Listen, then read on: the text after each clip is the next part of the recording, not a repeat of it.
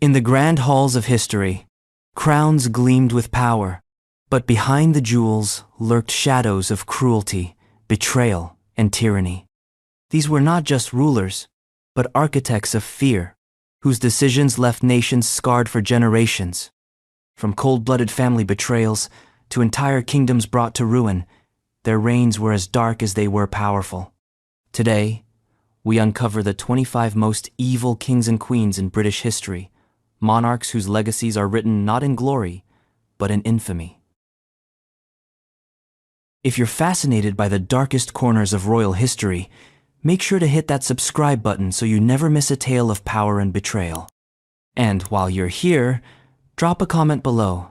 Tell us where you're watching from and what time it is right now. Are you diving into this at midnight or catching it in the middle of your day? We'd love to know. King John of England were 1199-1216.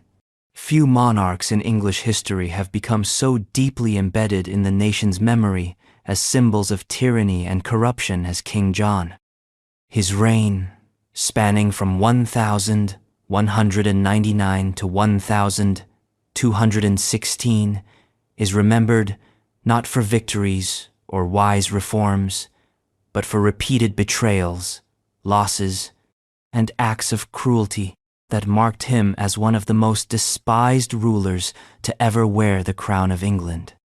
John was the youngest son of King Henry II and Eleanor of Aquitaine, and from the beginning he was seen as the least likely to inherit the throne.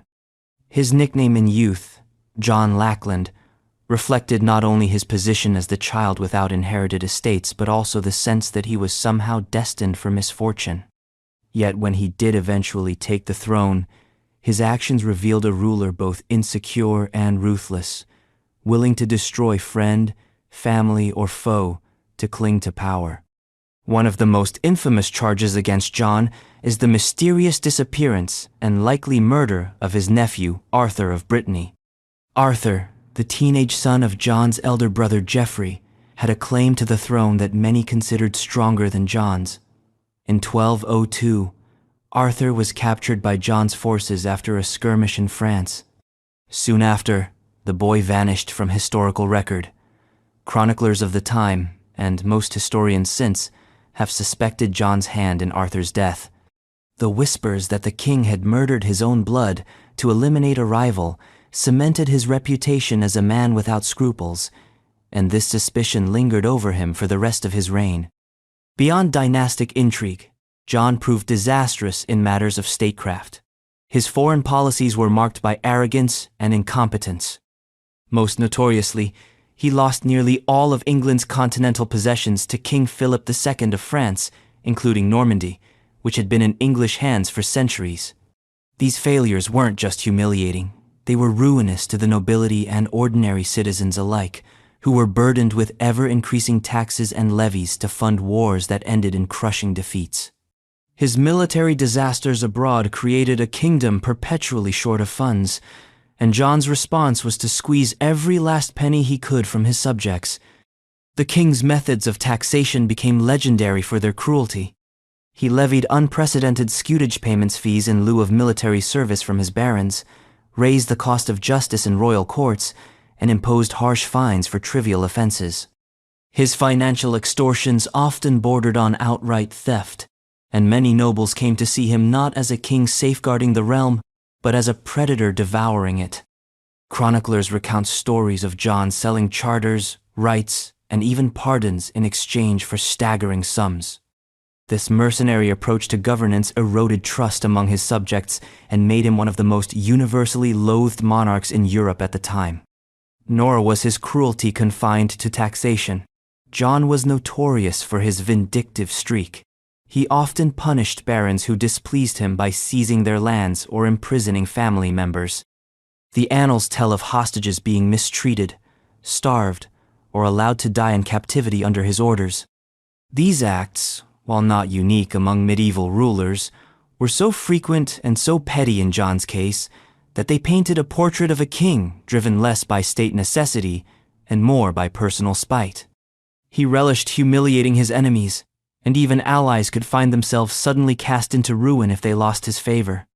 John's relationship with the church only deepened his infamy. A bitter quarrel with Pope Innocent III over the appointment of the Archbishop of Canterbury led to England being placed under interdict in 1208, a punishment that effectively suspended church services throughout the kingdom. For 6 long years, the English people lived under the shadow of excommunication and spiritual uncertainty, all because of the king's stubbornness and arrogance. John himself was eventually excommunicated, and though he submitted to the Pope in 1213 to save his throne, the damage had been done. He had alienated the clergy, the nobility, and the common people all at once. By 1215, the discontent against John boiled over. The barons, exhausted by his taxation, his military failures, and his vindictive governance, rose in rebellion. The result was the Magna Carta, a charter forced upon John at Runnymede. Though John signed it reluctantly, he immediately sought to undermine it, appealing to the Pope to annul the agreement. His duplicity only inflamed the rebellion further, plunging England into civil war. When John died suddenly in 1216, many of his subjects felt relief rather than grief. Chroniclers of the time described his passing with striking bluntness, noting that he left behind a kingdom broken and a legacy of cruelty, greed, and failure. John's reign became a warning for centuries to come. In folklore and literature, he was cast as the villain opposite Robin Hood, the embodiment of injustice and tyranny. His memory endured not because of what he built, but because of what he destroyed: trust in monarchy, England's continental empire, and the stability of the crown itself. He was a king who revealed how destructive ambition and cruelty could be when combined with incompetence. And yet, as much as John's reign horrified his contemporaries, he was not the only monarch to stain British history with tyranny and blood. In fact, his very successor in the pantheon of infamy, Queen Mary I, would earn a nickname that echoes to this day: Bloody Mary. Queen Mary I, Bloody Mary, R1553, 1558. When Queen Mary I ascended the throne in 1553, England stood on a knife's edge. The religious transformations unleashed by her father, Henry VIII, and accelerated under her brother, Edward VI, had divided the realm into warring camps of Protestants and Catholics. To Mary, the firstborn daughter of Henry and Catherine of Aragon, this was more than a political conflict, it was a deeply personal mission. Having seen her mother cast aside and her own legitimacy questioned for years, Mary tied her very identity to the Catholic faith. Once queen, she sought not simply to reign, but to restore England to what she believed was the one true church. The result was a reign remembered not for reconciliation, but for relentless persecution. A 5-year span that would sear her into history with the infamous title of Bloody Mary. At the outset of her rule, Mary was greeted with remarkable enthusiasm. Many still viewed her as the rightful heir over the Protestant claimant, Lady Jane Grey, whom the Duke of Northumberland had briefly placed on the throne. When Mary marched into London, crowds cheered her, nobles rallied to her cause, and she seemed poised to establish a legitimate and stabilizing monarchy. Yet behind the celebrations lay her uncompromising religious agenda. For Mary, England's return to Catholicism was not negotiable. It was divinely mandated. To implement her vision, Mary swiftly reunited England with the Roman Catholic Church. She reconciled with the Pope, repealed Protestant laws, and reinstated heresy statutes. What followed was a campaign of persecution unparalleled in Tudor England. Over 280 Protestants, including prominent clergy, scholars, and ordinary men and women, were burned at the stake for refusing to renounce their beliefs. These executions were public spectacles, intended not only to eliminate dissent, but also to serve as grim warnings to others. Chroniclers like John Foxe, in his Book of Martyrs, immortalized the victims, portraying them as heroes of conscience, and Mary as a tyrant consumed by fanaticism. What made Mary's policies so infamous was not simply the number of executions, but the relentlessness with which they were carried out. Many of those who perished were ordinary citizens, people who clung to their beliefs with quiet determination. Instead of strengthening the Catholic faith, the burnings horrified the population, creating martyrs whose stories endured long after the flames died out. Even among Catholics, unease grew at the Queen's methods. Her obsession with stamping out Protestantism alienated allies and hardened opposition, making her reign a period of fear and division. Mary's political decisions also deepened her reputation for cruelty and miscalculation. Her marriage to Philip II of Spain was perhaps the most controversial of all. Determined to strengthen Catholicism through alliance with Europe's greatest Catholic power, she wed Philip in 1554. Despite widespread English hostility to foreign influence, the union proved disastrous. Not only was it personally unhappy Philip spent little time in England, but it also dragged the nation into costly continental wars. Most notably, Mary lost Calais, England's last remaining possession in France, in 1558. The loss was both a strategic blow and a symbolic humiliation. As she reportedly declared, when she died, the word Calais would be found engraved on her heart. Her reign was further marred by economic hardship. Years of poor harvests brought famine and disease, while her government's financial mismanagement worsened the strain on common people. Instead of being remembered as a restorer of faith or a stabilizer of the monarchy, Mary came to embody failure, a queen who pursued ideological purity at the expense of her people's well-being. Where her father had inspired fear with raw power, and her sister Elizabeth would later inspire awe with political brilliance, Mary left behind little but bitterness and regret. Mary's personal tragedies only heightened the pathos of her reign. She endured phantom pregnancies, believing on more than one occasion that she would deliver the longed-for heir who could secure Catholic succession. Each time, her hopes collapsed into public disappointment and private anguish. By the time of her death, in 1558, childless and unloved, she left the throne to her half-sister, Elizabeth, who would swiftly reverse her policies and cement England's Protestant identity.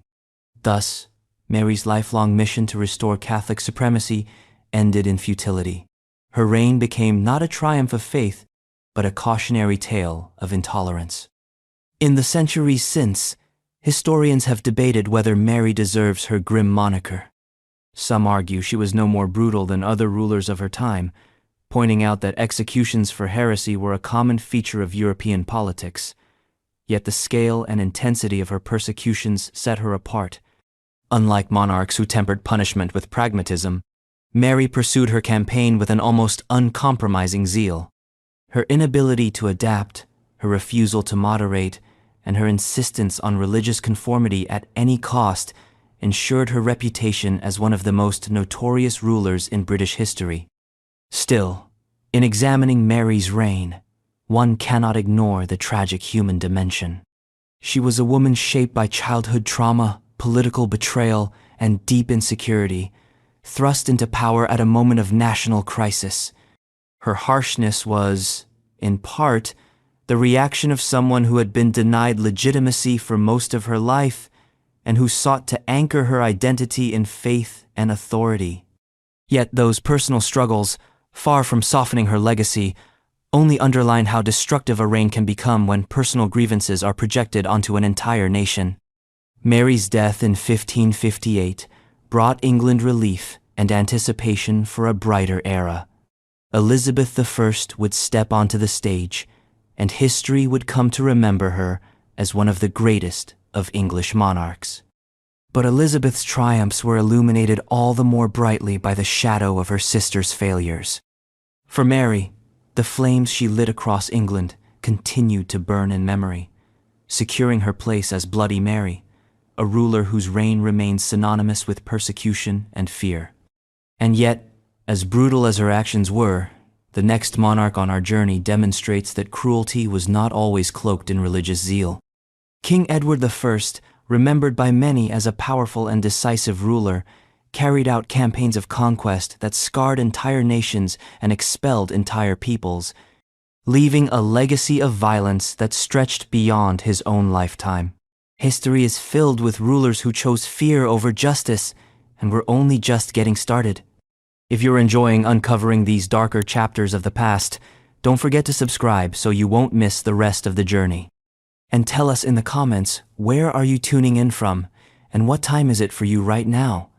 Are you watching late at night or in the middle of your morning? We'd love to hear. King Edward I, R 1272-1307. King Edward I, often nicknamed Longshanks for his imposing height and Hammer of the Scots for his relentless wars north of the border, was a monarch who combined energy and ambition with ruthless methods. His reign reshaped England, but it also left behind a legacy of violence, dispossession, and persecution that continues to stain his reputation. For Edward, power was not something to be shared or tempered. It was to be enforced, often at devastating cost to others. His campaigns against the Welsh, the Scots, and even the Jewish community within England reveal a king willing to use overwhelming force and oppressive policies to achieve his ends. Edward began his reign with a determination to bring order to a realm that had endured instability under his father, Henry III. His military skill was undeniable, and he quickly turned his attention to consolidating power across Britain. Wales became the first target. Edward waged multiple campaigns against the Welsh princes, and though he presented his conquest as the establishment of law and order, it was carried out with extraordinary brutality. Castles such as Caernarfon, Conwy, and Harlech were not just fortresses, they were instruments of domination, planted firmly in the landscape as symbols of English control. Entire Welsh populations were displaced, and resistance was crushed without mercy.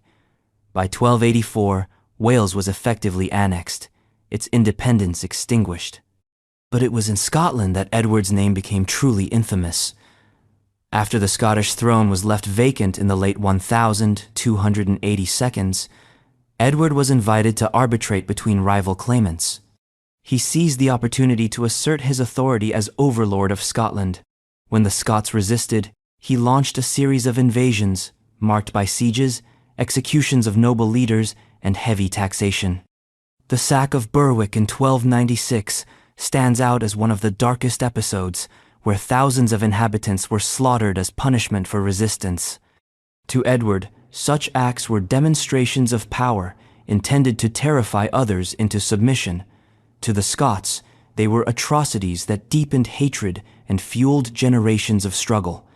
Figures like William Wallace rose in defiance, and Edward's campaigns became synonymous with English oppression. Edward's ruthlessness was not confined to his military endeavors.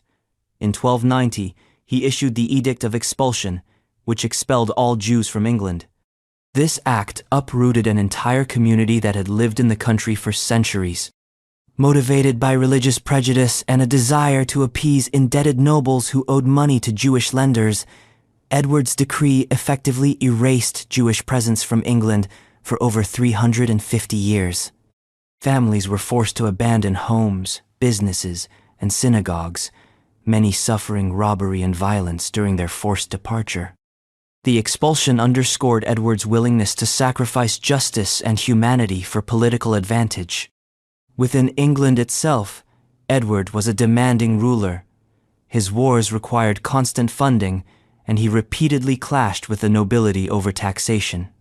His insistence on raising revenue through heavy levies strained relationships with his subjects. Yet Edward also proved shrewd in governance, reforming the legal system and strengthening the role of Parliament. These achievements, however, cannot erase the darker side of his reign. For those who lived under his conquests or suffered from his policies, Edward was not a reformer, but a tyrant.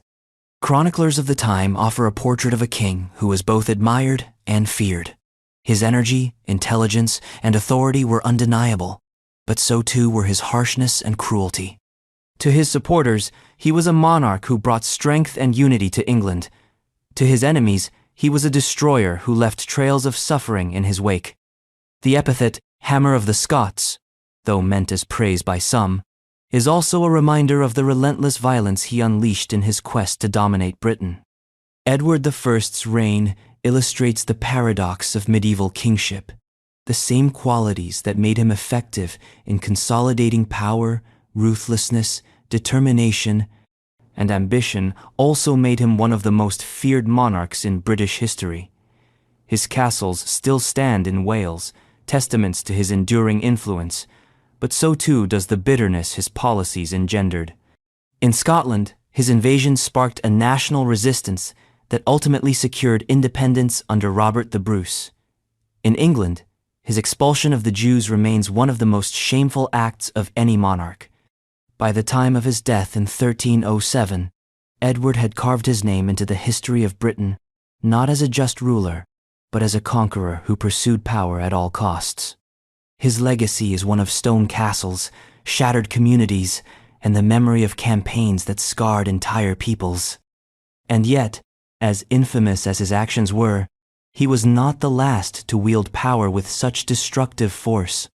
The mid-17th century would see another figure, not crowned as king but ruling as though he were, whose campaigns in Ireland would be remembered with equal bitterness: Oliver Cromwell. Oliver Cromwell, Lord Protector, R 1653, 1658. Although Oliver Cromwell was never crowned a king, his rule as Lord Protector of England, Scotland, and Ireland positioned him as one of the most powerful and polarizing figures in British history. Emerging from the chaos of the English civil wars, Cromwell rose from relative obscurity to command armies, topple a monarchy, and establish a republican government.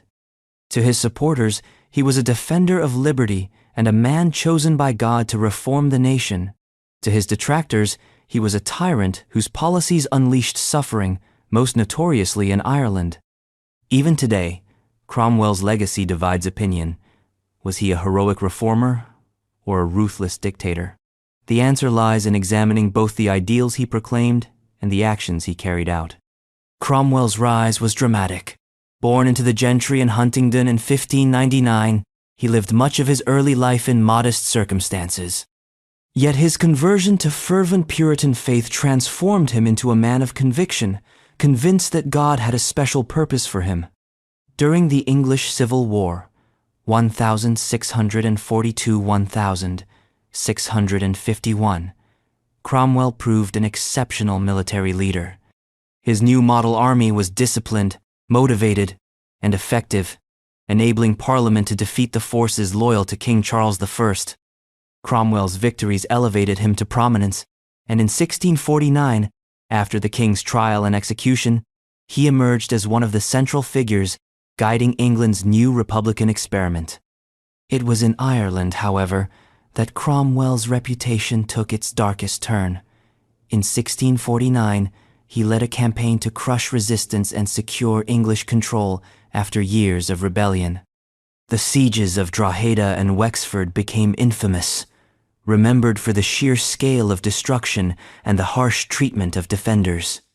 For many in Ireland, these events were not simply battles but traumatic national tragedies. Contemporary accounts depicted them as massacres, and later generations would preserve Cromwell's name as synonymous with cruelty and oppression. His campaign sought to pacify Ireland, but it left a legacy of bitterness that endures to this day, with folk memory and historical tradition portraying him as one of the most hated figures in Irish history. Cromwell also imposed sweeping policies in Ireland that further deepened resentment. Lands were confiscated from Catholic landowners and redistributed to Protestant settlers and soldiers, fundamentally reshaping the island's demographics. The displacement of native populations and the forced resettlement into less fertile regions of the West fostered centuries of grievance. These policies, coupled with the violence of his campaigns, have led many historians to describe Cromwell's rule in Ireland as near genocidal in impact, even if his supporters argued it was necessary for political stability. Within England, Cromwell wielded immense authority. In 1653, frustrated with Parliament's inefficiency, he dissolved it and assumed the title of Lord Protector, effectively becoming a monarch in all but name. His protectorate was marked by strict Puritan morality. Theaters were closed, festivities were curtailed, and laws were enforced to suppress what he and his followers saw as sinful behavior. Yet while his regime restricted cultural freedoms, it also brought a measure of stability after years of civil war. Cromwell promoted religious toleration for some groups, including Protestants of different denominations, though Catholics remained excluded from such protections. Cromwell's foreign policy reflected both his ambition and his religious zeal. He sought to make England a dominant power in Europe, forging a strong navy and pursuing wars against Spain and the Netherlands. His campaigns abroad elevated England's status, laying groundwork for its later emergence as a global power. Yet these achievements came at great cost, both financially and in terms of human suffering. By the time of his death in 1658, Cromwell had established himself as the central figure of mid-17th century Britain. His funeral echoed royal grandeur, with ceremonies befitting a king, but his protectorate did not outlast him. Within 2 years, the monarchy was restored under Charles II, and Cromwell's body was exhumed, hanged, and symbolically executed as a traitor. This posthumous humiliation reflected the deep divisions he had sown. Cromwell's legacy remains among the most contested of any British ruler. To some, he was a champion of liberty, parliamentary government, and national strength. To others, he was a tyrant who betrayed the ideals of the Revolution, ruled with an iron fist, and inflicted lasting scars on Ireland. His reputation differs sharply depending on where his story is told. In England, he is often remembered for his role in shaping constitutional politics. In Ireland, his name evokes memories of suffering and dispossession. What makes Cromwell's story particularly striking is the way he embodied the contradictions of power. He claimed to fight against tyranny, yet he concentrated authority in his own hands. He promoted liberty of conscience, yet he imposed his own religious vision on the people. He sought to bring peace, yet his methods often involved devastating violence. These contradictions make him both fascinating and troubling, a reminder that leaders who rise from ideals can sometimes become indistinguishable from the tyrants they oppose. As we move forward in this exploration of Britain's most ruthless rulers, Cromwell's story prepares us for the next infamous monarch. If Cromwell's tyranny was cloaked in republican ideals, Richard III's was steeped in dynastic ambition. His brief reign remains one of the most notorious episodes of royal treachery, centered on the mystery of the princes in the Tower and the shadow of usurpation. King Richard III, N 1483, 1485. Richard III's reign was brief, lasting just 2 years, but his notoriety has endured for centuries. Cast by Shakespeare as the archetypal villain, scheming, deformed, and bloodthirsty, Richard's real history is more complex yet still laden with dark deeds and ruthless ambition. He was the last king of the House of York and the final monarch of the Plantagenet dynasty, and his story closes the turbulent era of the Wars of the Roses. Though defenders argue he has been unfairly maligned by Tudor propaganda, the actions he took to seize and hold power mark him as one of Britain's most infamous rulers. Richard was born in 1452, the 11th child of Richard, Duke of York, and Cecily Neville. As a younger son, he was not expected to inherit the throne, but the Wars of the Roses, a civil conflict between the houses of York and Lancaster, upended traditional expectations. Richard grew up in an environment of shifting alliances, bloody battles, and a constant struggle for legitimacy. His older brother Edward seized the crown as Edward IV, and Richard became a loyal supporter, rewarded with titles and lands. Known for his military competence, Richard gained respect as a commander, especially in campaigns against the Scots. The turning point came in 1483, when Edward IV died unexpectedly. His heir, Edward V, was just 12 years old, too young to rule independently. Richard was named Lord Protector, entrusted with guiding his nephew's minority reign. But within weeks, Richard acted decisively to sideline his young relative. He declared Edward V and his brother illegitimate, citing a questionable claim that their father's marriage to Elizabeth Woodville was invalid. With Parliament's approval, Richard had himself crowned king in July 1483. This sudden reversal shocked many nobles, who viewed it as a brazen usurpation. Trust in Richard evaporated as he transformed from protector to king. Central to Richard's infamy is the fate of the two young princes Edward V and his brother Richard, Duke of York. After being lodged in the Tower of London, ostensibly in preparation for Edward's coronation, the boys disappeared. Rumors spread rapidly that Richard had ordered their deaths to eliminate potential rivals. While the exact details remain a mystery, few doubted Richard's involvement. The disappearance of the princes became one of the most haunting mysteries of English history and cemented Richard's reputation as a man who would sacrifice even children for power. Centuries later, the discovery of two small skeletons in the tower only deepened the legend, though no definitive proof of their identity or cause of death has ever been established. Beyond the princes, Richard's reign was characterized by harsh measures to secure his rule. He moved swiftly against potential opposition, executing or imprisoning nobles who threatened his position. His reliance on force and intimidation created an atmosphere of fear rather than loyalty. Though he passed some reforms, such as improving access to the courts and outlawing corrupt practices in land disputes, these gestures of justice were overshadowed by the perception of him as a usurper who had betrayed family and tradition alike. Richard's challenges were not confined to England. His claim to the throne faced immediate threats from Lancastrian loyalists, who rallied around Henry Tudor, a relatively obscure exile in Brittany. While Richard attempted to consolidate power, resentment among the nobility simmered, particularly among those alienated by his heavy-handed rule. The rebellion of the Duke of Buckingham in late 1483 highlighted the fragility of his position. Though Richard suppressed the revolt, it revealed the widespread discontent simmering beneath the surface.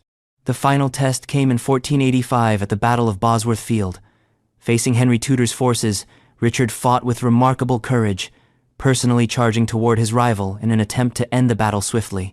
Contemporary accounts record that he came within striking distance of Henry before being surrounded and killed. His death ended the Plantagenet dynasty and ushered in the Tudor era with Henry VII's victory.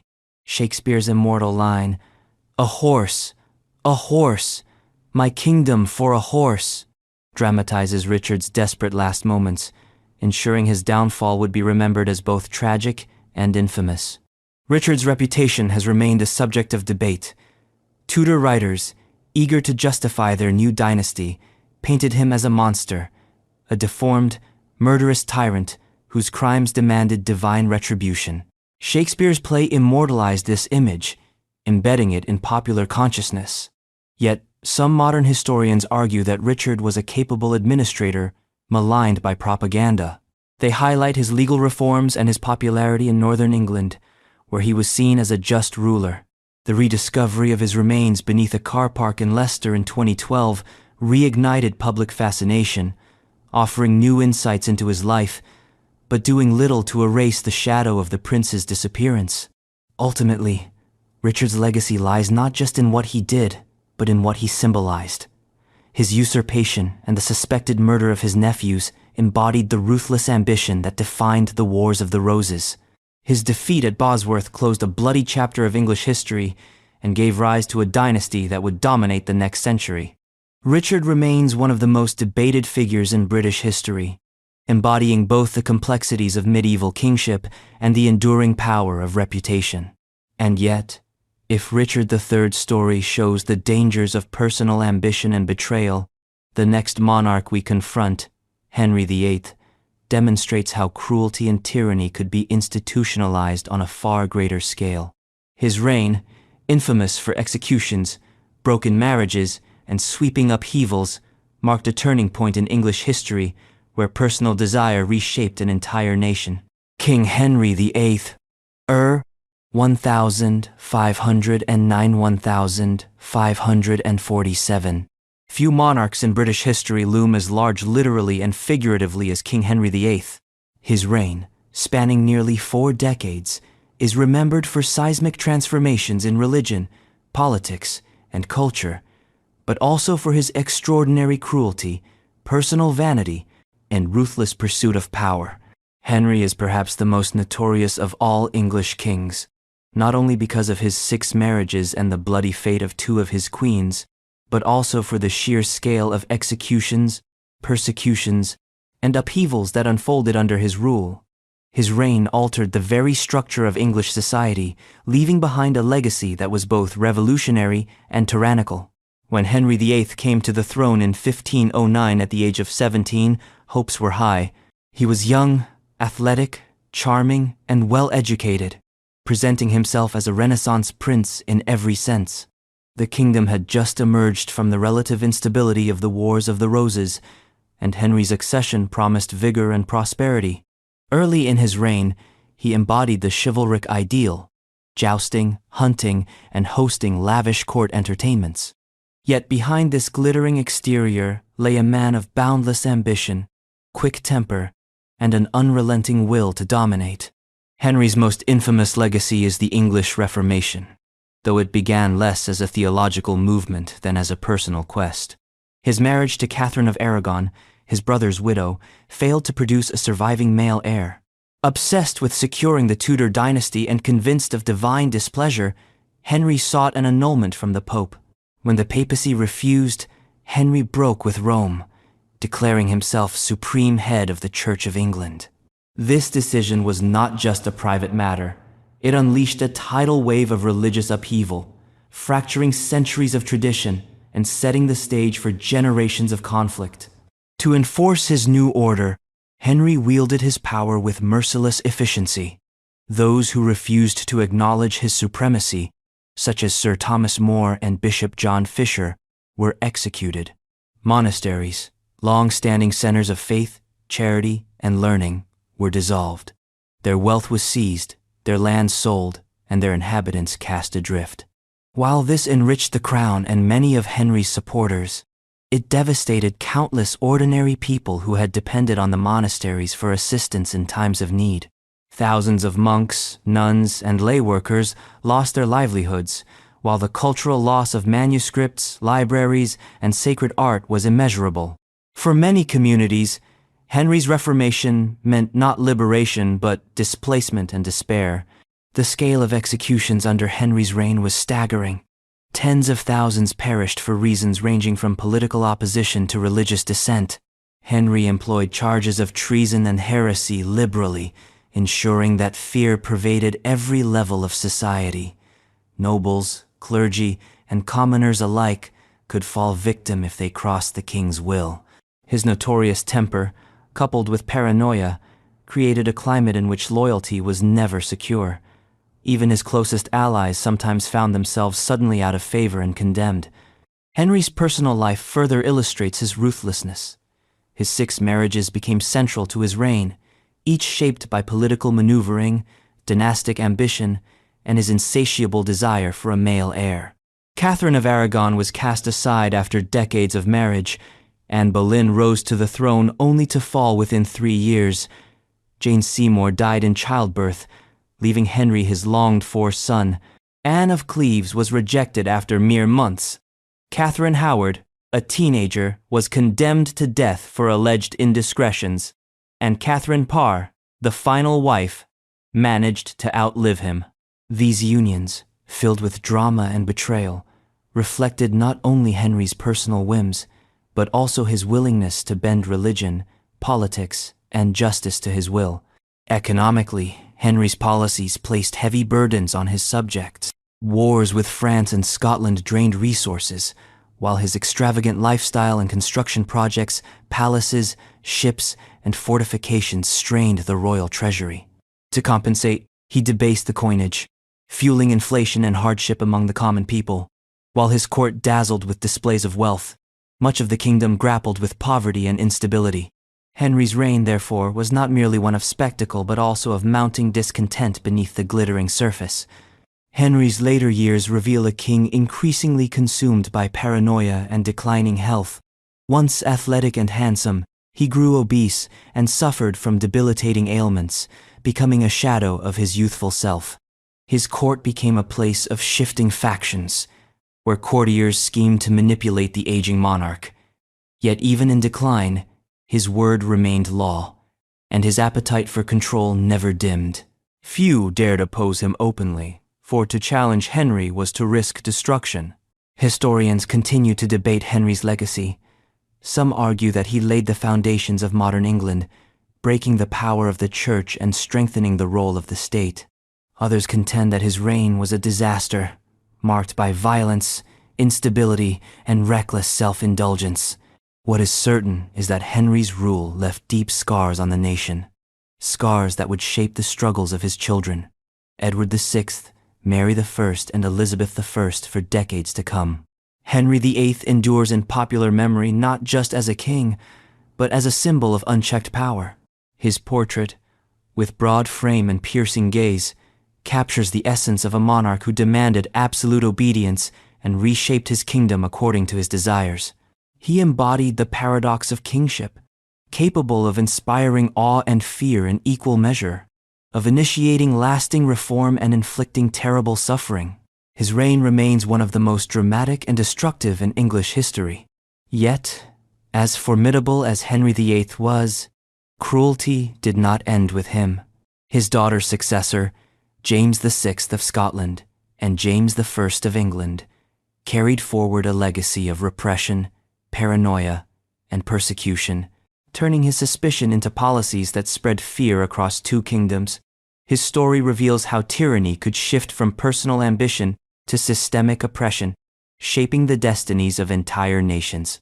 King James VI and I, run 1567, 1625, Scotland 1603, 1625 England. James VI of Scotland, who later became James I of England after the union of the crowns in 1603, is often remembered as a learned monarch. He commissioned the famous King James Bible, patronized literature and the arts, and fancied himself a political philosopher with works like The True Law of Free Monarchies. Yet behind this cultivated image lay a ruler whose reign was also marked by paranoia, persecution, and the suppression of dissent. James's policies, particularly his treatment of Catholics, Puritans, and accused witches, left scars on both Scotland and England, making him one of the most repressive monarchs of his era. James's childhood shaped much of his later worldview. Born in 1567, the only son of Mary, Queen of Scots, and Henry Stuart, Lord Darnley, he was thrust into a dangerous political environment from infancy. His father was murdered when James was only a baby, and his mother was forced to abdicate the Scottish throne shortly afterward. Raised amid factional strife and constant threats to his safety, James grew into a man deeply suspicious of conspiracies. This fear of plots, both real and imagined, would follow him throughout his reign, often driving him to harsh measures against perceived enemies. In Scotland, James was already notorious for his role in the witch hunts of the late 16th century. Obsessed with the idea of demonic conspiracies, he personally involved himself in the North Berwick witch trials of 1590, which saw scores of accused witches tortured and executed. His book Daemonology further promoted witch hunting and reinforced superstitious fears that spread through society. Hundreds of people, mostly women, fell victim to these persecutions during his reign in Scotland. Although belief in witchcraft was widespread in Europe at the time, James's zealous endorsement of trials and executions elevated Scotland's witch hunts to some of the most intense on the continent. When James inherited the English throne in 1603 after the death of Elizabeth I, many hoped his rule would bring stability. England had endured decades of religious conflict, and some anticipated that James, with his reputation as a scholar, might foster tolerance. Instead, he perpetuated divisions. While he initially sought to balance the interests of Catholics and Protestants, events like the Gunpowder Plot of 1605 hardened his stance. The failed attempt by Catholic conspirators to blow up Parliament and assassinate the king confirmed his deepest fears about plots. In response, James enacted even harsher measures against Catholics, imposing fines, restricting rights, and enforcing conformity. These actions alienated Catholic subjects and fueled tensions that would reverberate for generations. Nor did Puritans fare much better under James's rule. Though they hoped he might reform the Church of England along more Protestant lines, James rejected their demands at the Hampton Court Conference in 1604 with the blunt remark, "No bishop, no king." To him, the monarchy's authority was bound up with the hierarchical structure of the Church. Any attack on bishops, he feared, was also an attack on royal power. His suspicion of dissent meant that Puritans faced censorship, persecution, and the closure of opportunities for religious expression. Many eventually left England for the New World, carrying with them the grievances born under James's inflexible policies. James's rule in Ireland also reflected his readiness to use harsh measures to impose control. His government pursued policies of colonization, especially the plantation of Ulster, which involved confiscating land from native Irish lords and redistributing it to Protestant settlers from Scotland and England. This displacement reshaped the demographics of Ireland, sowing divisions between communities that persist even today. For the Irish population, James's reign meant not only the loss of land, but also cultural and religious suppression, as traditional Catholic practices were further marginalized under Protestant rule. Despite his persecution of minorities and dissenters, James projected himself as a man of reason and learning. The King James Bible, published in 1611, remains one of the most influential works of English literature, admired for its style and majesty. Yet this cultural achievement cannot obscure the darker side of his reign. His authoritarian instincts, reinforced by his writings on divine right monarchy, left little room for compromise. Parliament clashed repeatedly with him over finances and governance, tensions that would explode under his son, Charles I, in the English Civil War. In many ways, James sowed the seeds of the conflicts that destabilized Britain in the 17th century. James's personal character also fed perceptions of tyranny. Prone to paranoia, he surrounded himself with favorites, granting them wealth and influence that often sparked resentment among the nobility. His suspicion of plots, whether Catholic conspiracies or imagined witchcraft, fueled cycles of repression. While he sought to appear as a peacemaker, his actions frequently deepened divides, ensuring that his legacy was not one of unity, but of lingering mistrust. By the time of his death in 1625, James had ruled Scotland for nearly 6 decades and England for over 20 years. He left behind a kingdom more culturally vibrant, thanks to literary and religious patronage, but also more fractured along religious and political lines. His reign illustrates the danger of rulers who mistake suspicion for strength and persecution for policy.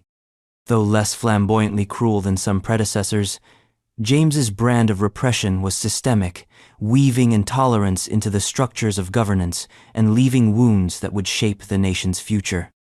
And while James's reign revealed how fear and ideology could drive persecution, his son's successor to the throne, Edward VI, would demonstrate that even a child king ruled by regents and advisors could preside over policies of violence and harsh religious zeal. The next chapter in this story explores how youthful innocence masked a regime that burned with intolerance and reformist fervor. King Edward VI, 1547–1553. The reign of King Edward VI stands as one of the most paradoxical in English history. Edward himself was but a boy when he inherited the throne at the tender age of 9, following the death of his formidable father, Henry VIII.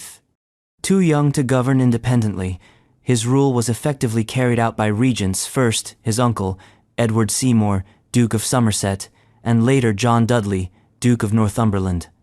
While Edward's personal influence on the affairs of state may have been limited, the policies enacted in his name were far-reaching, radical, and often deeply destructive. His short reign of just 6 years is remembered for the intensification of the Protestant Reformation in England, a process that unfolded with zeal, coercion, and often brutality. From the outset, Edward's government pursued an agenda of sweeping religious change. Henry VIII had broken with Rome, but had left many aspects of Catholic worship intact. Under Edward, the regents and their reformist advisors sought to move decisively toward Protestantism. The English Church was reshaped in ways that would have been unthinkable under his father. Latin liturgy was replaced by English services, clerical celibacy was abolished, and icons, images, and altars were torn from churches. The most enduring legacy of this period was the Book of Common Prayer, first issued in 1549 and revised in 1552, which sought to standardize Protestant worship across the realm. For reformers, these changes represented progress toward what they saw as true religion. For many ordinary people, however, the sudden upheaval of tradition was bewildering, even traumatic. Resistance was not tolerated. Those who opposed the new order faced charges of heresy, and the punishments were severe. While Edward himself was still a boy, his regime burned Catholics who clung to traditional practices, just as Protestants had suffered under his sister Mary's later reign. Prominent figures such as the Catholic Bishop Stephen Gardiner and others who resisted the reforms were imprisoned, while ordinary men and women who defied the new rites sometimes faced the ultimate penalty. The message was clear. Conformity to the new Protestant faith was compulsory. Though Edward's reign is shorter and less infamous than Mary's, it witnessed its own share of persecution, demonstrating that intolerance was not confined to one side of the religious divide. The religious turmoil was compounded by social and economic distress. The late 1540s were years of hardship for much of England. Inflation, driven by the debasement of coinage under Henry VIII, left ordinary people struggling with rising prices. Enclosures, where common lands were fenced off by wealthy landowners, displaced rural populations and created unrest. These grievances boiled over in the summer of 1549 with the outbreak of the Prayer Book Rebellion in the West Country and Kett's Rebellion in Norfolk. Both uprisings were fueled by anger at the religious reforms and social inequality. Edward's government responded with harsh force, sending troops to crush the revolts. Thousands were killed in the suppression, and the violence underscored how disconnected the ruling elite had become from the suffering of the people.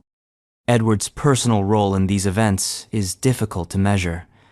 By all accounts, he was precocious, devoutly Protestant, and convinced of his divine duty to defend the new faith. His writings, including a diary he kept, reveal a young king who saw the world through the lens of religious struggle, interpreting events as signs of God's favor or judgment.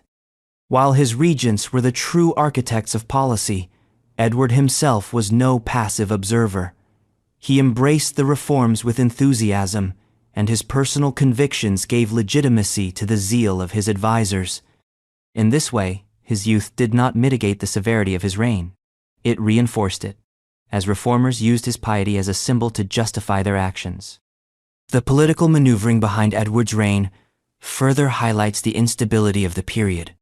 His first regent, Somerset, attempted to govern with moderate policies, but his failures in foreign wars with Scotland and France, combined with domestic unrest, led to his downfall. He was replaced by Northumberland, whose shrewd and ambitious leadership steered England even further toward radical Protestantism. Northumberland's influence also shaped Edward's final act, his attempt to alter the succession in favor of Lady Jane Grey, a committed Protestant, bypassing his Catholic half-sister Mary. This devise for the succession plunged the country into crisis after Edward's death in 1553, leading to Jane's 9-day reign and Mary's eventual triumph. Edward's short life thus set the stage for yet another cycle of bloodshed and reversal. Edward VI's reign demonstrates how even a child monarch could preside over significant cruelty and repression. Though the young king never personally ordered executions or directed armies, the machinery of his government carried out acts of persecution, dispossession, and violence in his name. His rule illustrates how the force of ideology, when married to political ambition, can drive societies into division and conflict, regardless of the age or innocence of the monarch himself. By the time Edward succumbed to illness at just 15 years old, England was exhausted by religious turmoil, economic hardship, and political intrigue. His death opened the door to Mary Thirst's restoration of Catholicism, which in turn reignited persecution in the opposite direction. Thus, Edward's reign was not a brief pause between his father and sisters, but a pivotal chapter in the story of England's Reformation, one where intolerance and zealotry hardened into policies that shaped the nation's destiny. And yet, if Edward's reign demonstrated how even a boy king could oversee the persecution of his people, the next ruler on our journey, William the Conqueror, reveals how conquest itself could unleash devastation on a staggering scale. His campaigns, especially the harrying of the North, left entire regions scarred and populations decimated, ensuring his name would forever be linked with ruthless domination. King William I, the Conqueror, R 1066-1087. William I of England, better known as William the Conqueror, is often remembered as the founder of Norman England, the man who decisively ended Anglo-Saxon rule at the Battle of Hastings in 1066 and introduced a new ruling elite. His victory over Harold Godwinson reshaped English society, law, and culture for centuries to come. Yet while he is admired by some for his military genius and administrative skill, William's reign was also marked by acts of immense cruelty. His harsh treatment of resistance movements, most infamously the harrying of the North, left tens of thousands dead and entire regions devastated. To many of his subjects, he was not a liberator or a bringer of order, but a ruthless conqueror whose grip on power was secured through destruction. William's background prepared him for a life of relentless struggle. Born the illegitimate son of Robert, Duke of Normandy, he inherited his father's title as a boy. His early years were fraught with danger.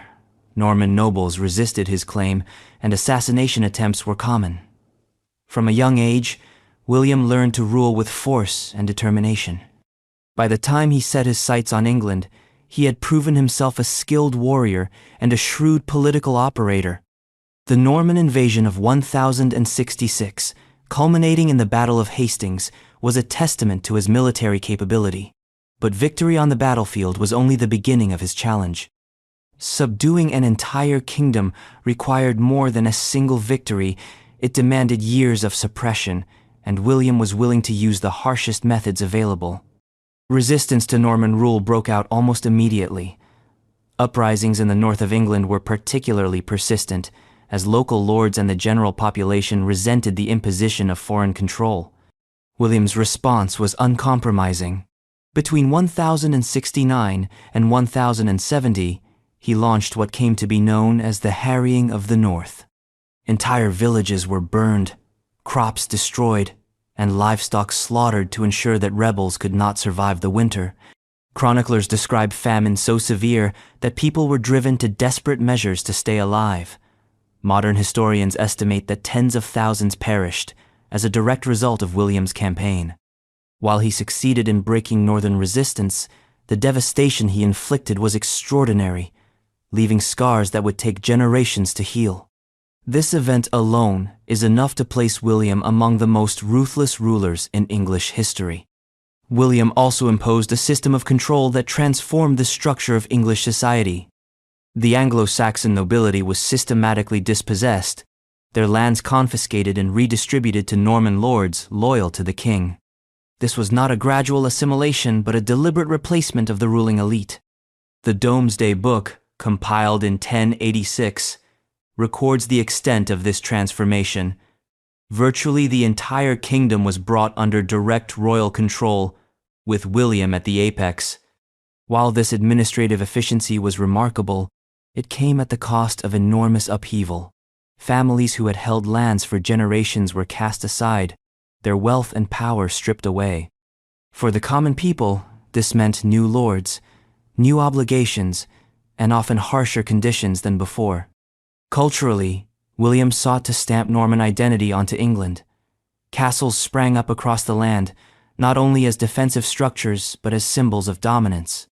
Towering stone fortresses like the Tower of London served as constant reminders of Norman power, visible declarations that resistance was futile. These castles were garrisons for Norman soldiers and tools for controlling the population. Their construction often required forced labor from the local population, adding to the sense of oppression. To those living under their shadow, the castles were not marvels of architecture but symbols of subjugation. William's treatment of the church also reflects his iron hand. While he remained loyal to Rome, he insisted on controlling ecclesiastical appointments within England. Bishops and abbots were replaced with Normans, and the English church was reshaped to serve his authority. Even religion became a tool of conquest, reinforcing the Norman order at every level of society. Though he avoided the open conflicts with the papacy that later kings endured, his manipulation of the church strengthened his grip on the throne while marginalizing the traditions of the Anglo-Saxon clergy. Yet William was not merely a brute force conqueror. His administrative achievements were significant, and his ability to consolidate power laid the foundations for a centralized monarchy. The Domesday Book, though born of his desire for control, remains one of the most extraordinary documents of the medieval world. It recorded the wealth and resources of the kingdom in unprecedented detail, allowing William to tax efficiently and monitor his subjects with remarkable precision. This efficiency, however, only underscored the authoritarian nature of his rule. He was a king who left nothing to chance, determined to know, control, and profit from every corner of his realm. By the time of his death in 1087, William had secured his place as one of the most formidable kings in European history, yet his legacy is double-edged. On one hand, he brought stability after a period of contested succession, reorganized the state, and integrated England into a wider European sphere. On the other, he achieved these ends through terror, devastation, and the wholesale destruction of communities. To the people who suffered under the harrying of the North, his name was synonymous with brutality. Even in Normandy, his subjects sometimes rebelled against his heavy-handed rule, suggesting that his methods bred resentment as much as obedience. William the Conqueror's reign demonstrates how conquest, however transformative, often rests on cruelty. He may have reshaped England, but he did so at a terrible human cost. His story reminds us that the building of kingdoms often comes not from benevolent leadership, but from the suppression of those who stand in the way. And as ruthless as William's campaigns were, the monarchy centuries later would once again be stained by policies of exploitation and oppression. King George III, remembered by many for his struggles with mental health and the loss of the American colonies, also presided over an era of expansion and subjugation that deepened the horrors of slavery and colonial brutality, leaving a legacy of suffering that stretched far beyond Britain's shores. King George III, R. 1000, 761,820. King George III is often remembered for two things above all else: the loss of Britain's American colonies and his struggles with mental illness. Yet focusing solely on these aspects risks overlooking the darker elements of his reign. George presided over a vast empire at a time when slavery, colonial exploitation, and violent suppression were key instruments of British power. His long tenure, stretching 60 years, was not merely the reign of a tragic figure beset by illness, but also of a monarch whose policies contributed to the suffering of millions, both at home and abroad. Though less personally flamboyant in cruelty than kings like Henry VIII, George's support for systemic oppression places him firmly among the more destructive rulers in British history. George came to the throne in 1760 at just 22 years old. Unlike his predecessors from the Hanoverian dynasty, he prided himself on being born and bred a Briton, emphasizing morality and duty. His personal life was marked by stability. He remained faithful to Queen Charlotte, with whom he had 15 children, and he cultivated an image of modest domestic virtue. Yet, this personal rectitude stood in stark contrast to the policies pursued under his reign, policies that upheld and expanded an empire built on exploitation. One of the most glaring aspects of George's rule was his unwavering support for the transatlantic slave trade. In the 18th century, slavery was the foundation of Britain's economic might.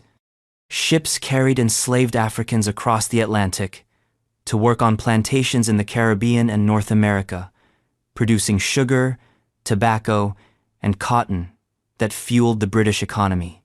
Parliament debated the morality of the trade on multiple occasions during George's reign, and abolitionist movements gained traction with figures like William Wilberforce pressing for reform. Yet, George himself consistently opposed efforts to abolish slavery. Archival evidence suggests he used his influence to block anti-slavery measures and protect the interests of plantation owners and merchants who profited from human bondage. His government not only defended the trade, but also expanded it, making Britain the largest slave-trading nation in the world during much of his reign. Millions of lives were shattered under this system, and George's resistance to change delayed abolition for decades. In addition to slavery, George's reign oversaw brutal repression in Ireland.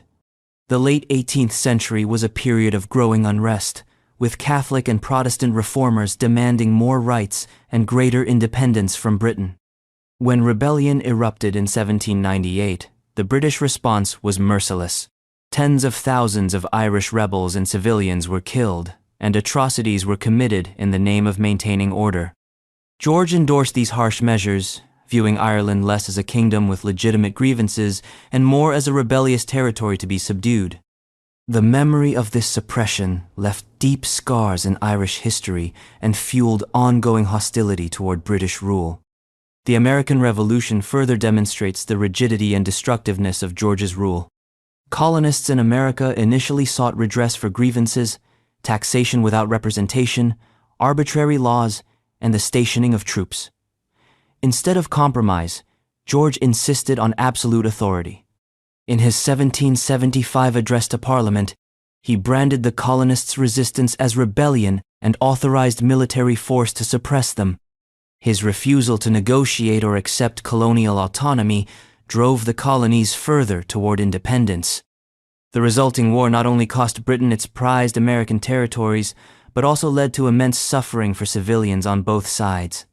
While ministers and generals carried out the campaigns, George's determination to maintain control at all costs ensured the conflict dragged on far longer than it might have otherwise. Domestically, George's subjects also endured hardship under his reign. The Napoleonic Wars, which dominated the later decades of his rule, demanded immense financial and human resources. Taxes increased, food prices soared, and ordinary Britons bore the brunt of the sacrifice. Riots over bread shortages and protests against conscription reflected the strain on society. While George is sometimes portrayed as detached from political life due to his bouts of illness, he remained committed to supporting wars and policies that exacerbated suffering at home. His personal struggles with mental health, which became especially severe from the 1782 onward, have often overshadowed these harsher realities. Episodes of instability led to regencies and power struggles among his ministers and family.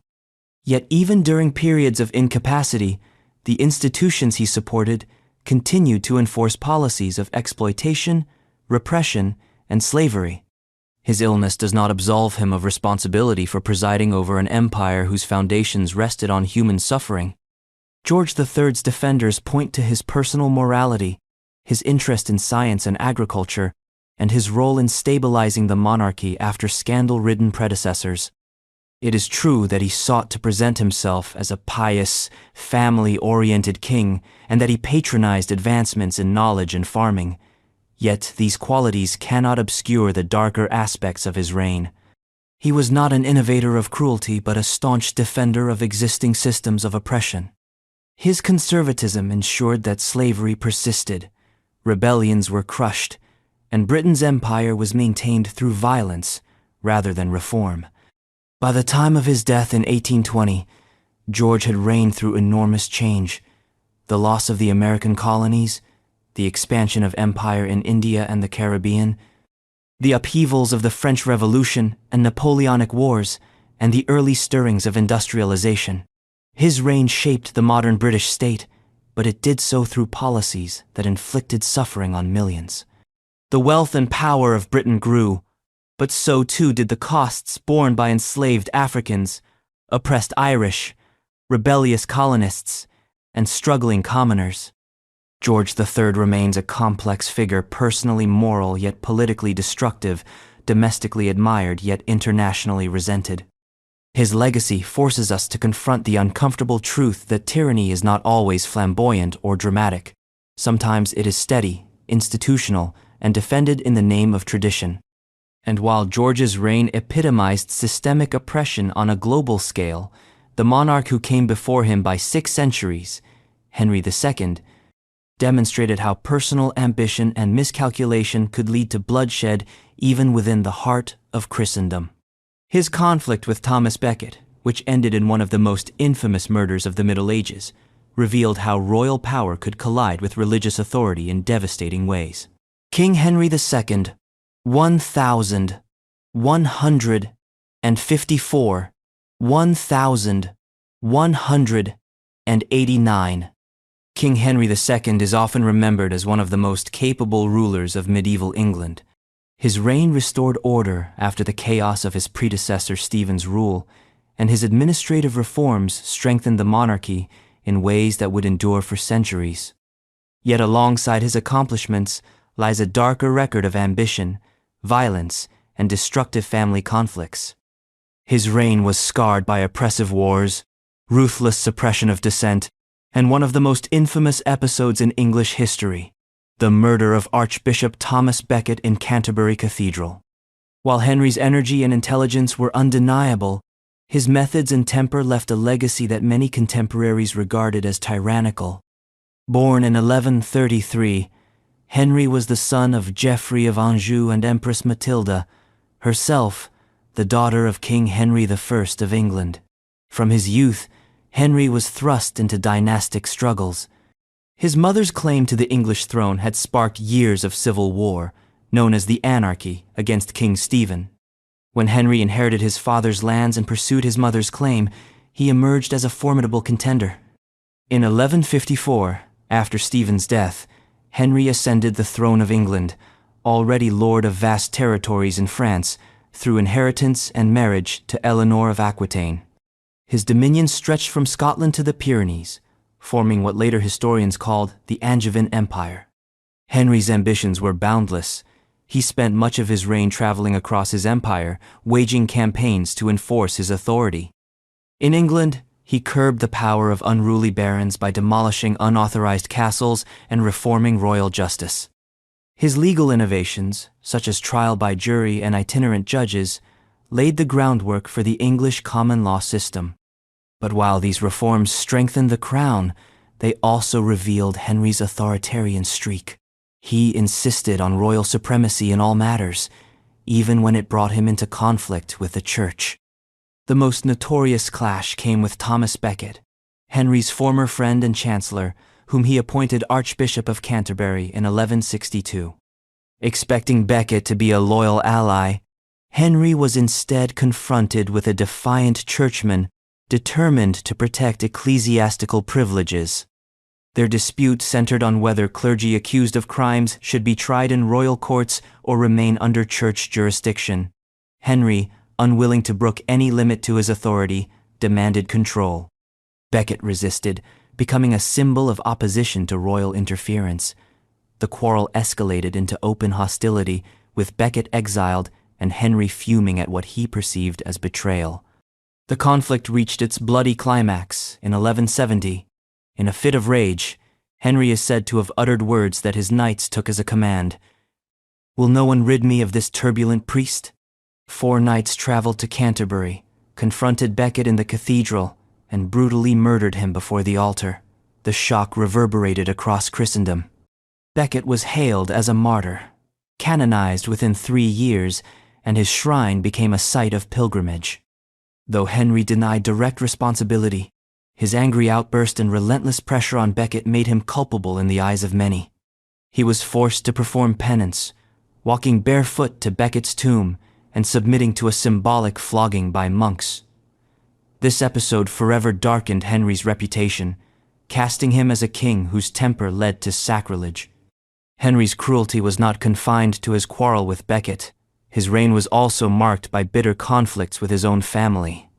Eleanor of Aquitaine, his brilliant and independent queen, eventually turned against him, supporting their sons in rebellion.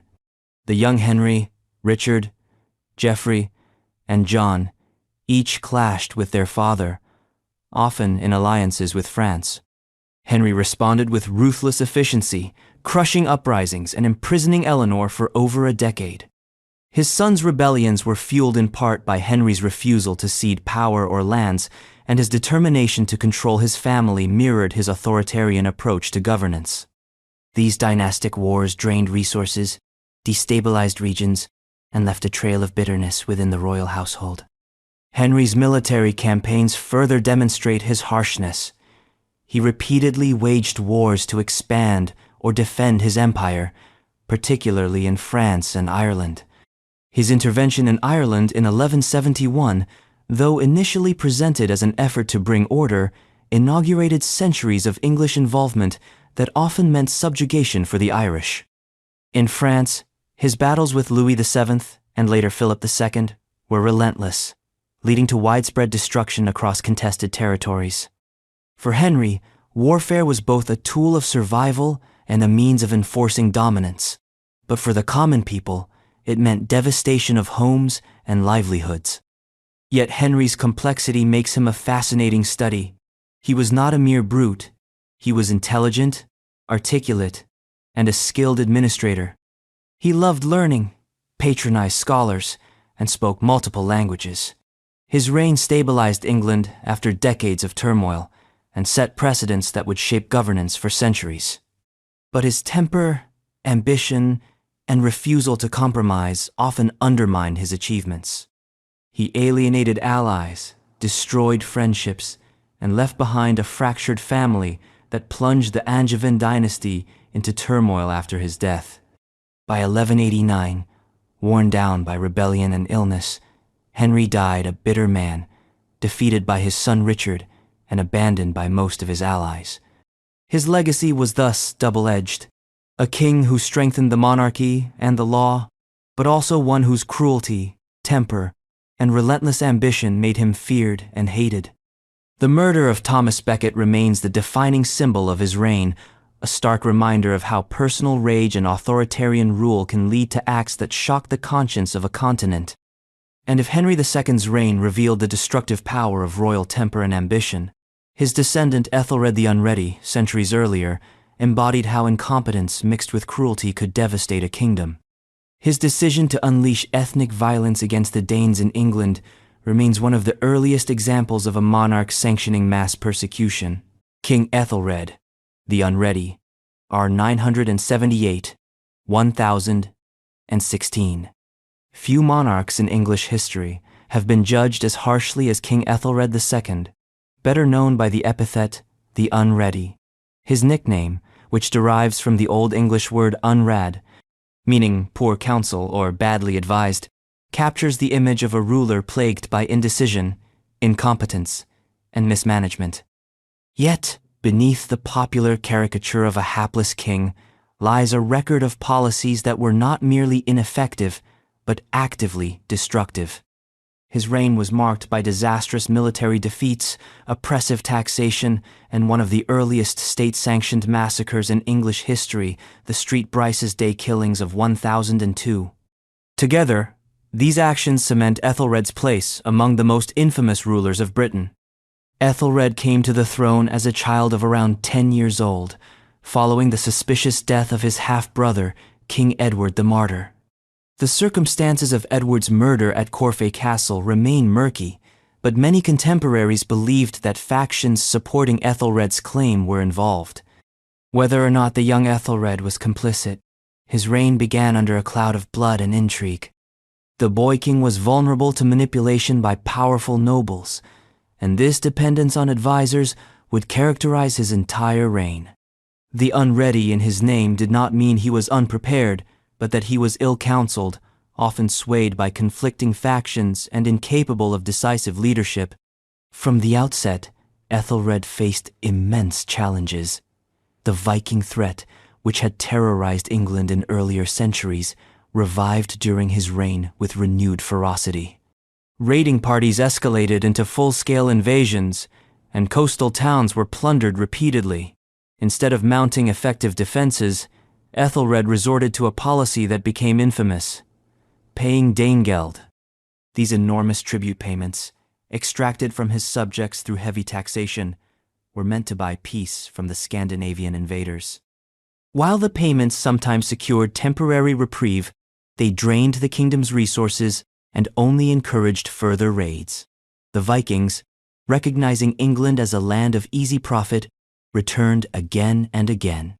Far from solving the problem, Ethelred's reliance on tribute deepened the crisis, burdening his people and emboldening his enemies. The king's ineptitude reached its darkest expression in the year 1002. In response to fears of Danish settlers conspiring with raiders, Ethelred issued an order that all Danes living in England should be killed. This event, known as the Street Bryce's Day Massacre, was carried out with brutality across the kingdom. Men, women, and children who had lived peacefully in England for generations were targeted. Among the victims was Gunhilda, the sister of Sweyn Forkbeard, King of Denmark. Far from strengthening England's security, this act of mass violence inflamed Scandinavian hostility. Sweyn launched invasions with renewed fury, seeking vengeance for his slain countrymen. In trying to eliminate a perceived threat, Ethelred had provoked a far greater danger, ensuring decades of warfare and devastation. Beyond his dealings with the Vikings, Ethelred's reign was plagued by poor governance at home. His reliance on unpopular taxes to fund tribute payments alienated the nobility and common people alike. At times, he imposed extraordinary levies that crippled the economy and sowed resentment. His failure to command loyalty among his nobles further weakened the kingdom. When invasions intensified in the later years of his reign, many lords hesitated to support him wholeheartedly, viewing him as incapable of leading effective resistance. Betrayals and defections became common, leaving England vulnerable to conquest. The collapse of Ethelred's rule became clear in the early 11th century. In 1013, Sweyn Forkbeard launched a full-scale invasion, and Ethelred fled into exile in Normandy. For a brief period, Sweyn was recognized as King of England. Though Sweyn's sudden death in 1014 allowed Ethelred to return, his restoration was short-lived and fragile. The Vikings, now led by Sweyn's son Knut, continued their campaigns with relentless determination. Ethelred's inability to rally effective defense sealed his kingdom's fate. By the time of his death in 1016, England was on the verge of conquest. Within months, Knut had established himself as ruler, inaugurating a new dynasty and ending Ethelred's disastrous reign. Contemporaries and later chroniclers judged Ethelred harshly. The Anglo-Saxon chronicle records repeated laments over his failures, describing him as indecisive and badly advised.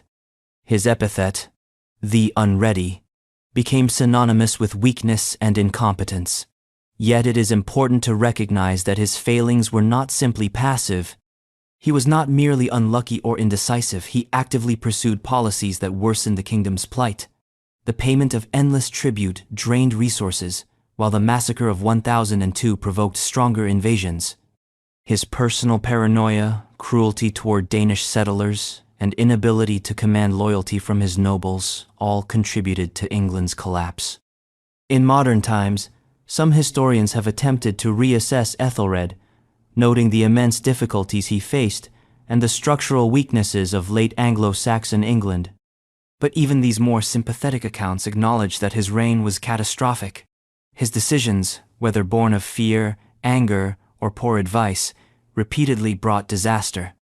He presided over one of the most turbulent and destructive periods in English history, leaving his people exhausted, impoverished, and vulnerable to conquest.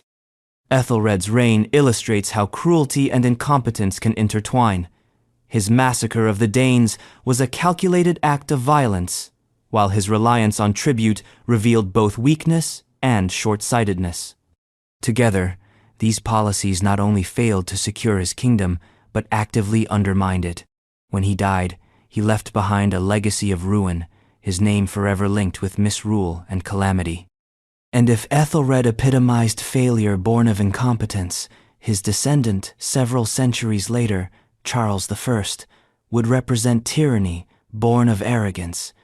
His refusal to compromise with Parliament and his insistence on absolute authority would plunge the kingdoms of England, Scotland, and Ireland into a devastating civil war costing hundreds of thousands of lives. King Charles I, 1625, 1649. Few monarchs in British history are as closely associated with disaster as King Charles I. His reign, stretching from 1625 until his execution in 1649, culminated in one of the most seismic events England had ever witnessed, a civil war that toppled the monarchy, redefined the relationship between Crown and Parliament, and cost the lives of hundreds of thousands. Charles's unyielding belief in divine right monarchy, his refusal to compromise, and his destructive policies across England, Scotland, and Ireland place him among the most catastrophic rulers in the nation's history. If Henry VIII represented tyranny cloaked in charisma, and Ethelred embodied misrule born of weakness, Charles I stands as the quintessential example of arrogance and rigidity, leading directly to national collapse. Charles was born in 1600, the second son of James VI and I. His elder brother, Prince Henry, was widely admired for his vigor and promise, but Henry's sudden death in 1612 thrust the shy, fragile Charles into the position of heir. From childhood, Charles was reserved, devout, and prone to seeing the world in stark absolutes. These qualities, while admirable in private life, proved disastrous when paired with the burdens of kingship. He lacked the flexibility and pragmatism necessary to navigate the turbulent politics of 17th century England, where religious tension, financial strain, and growing demands for parliamentary power were already straining the traditional order. When Charles ascended the throne in 1625, he quickly revealed his uncompromising nature. He believed passionately in the divine right of kings, that monarchs were chosen by God and accountable to no earthly authority. Parliament, in his view, was a body to be summoned for money and dismissed when inconvenient, not a partner in governance. This attitude poisoned his relations with Parliament from the outset. Disputes over taxation, war funding, and royal prerogative grew so fierce that by 1629, Charles dissolved Parliament entirely, beginning what became known as the personal rule, a period of 11 years in which he governed without calling it into session. During this time, Charles raised revenue through highly unpopular and often legally dubious means. He revived old feudal dues, levied ship money across the kingdom without parliamentary consent, and fined landowners for technical violations of arcane laws. These measures generated funds but also widespread resentment. For many, it seemed the king was using loopholes to impose taxation without representation, undermining the rights and liberties of his subjects. This sense of grievance fed into a growing opposition movement that accused Charles of tyranny. Religion was another source of intense conflict. Charles, influenced by his marriage to the Catholic Henrietta Maria of France and his support for the high church policies of Archbishop William Laud, appeared sympathetic to Catholic practices at a time when anti-Catholic sentiment was deeply entrenched. His insistence on uniformity in worship alienated Puritans and other reform-minded Protestants who saw his policies as a betrayal of the Reformation. Laud's reforms, which emphasized ceremony and hierarchy, further inflamed fears that Charles sought to reintroduce Catholicism by stealth. Religious dissenters faced censorship, fines, and imprisonment, fueling resentment that would eventually explode into open defiance. Scotland, too, suffered under Charles's religious policies. When he attempted to impose the English-style Book of Common Prayer on the Scottish Kirk in 1637, outrage erupted. The Scots, fiercely protective of their Presbyterian tradition, rebelled in what became the Bishops' Wars.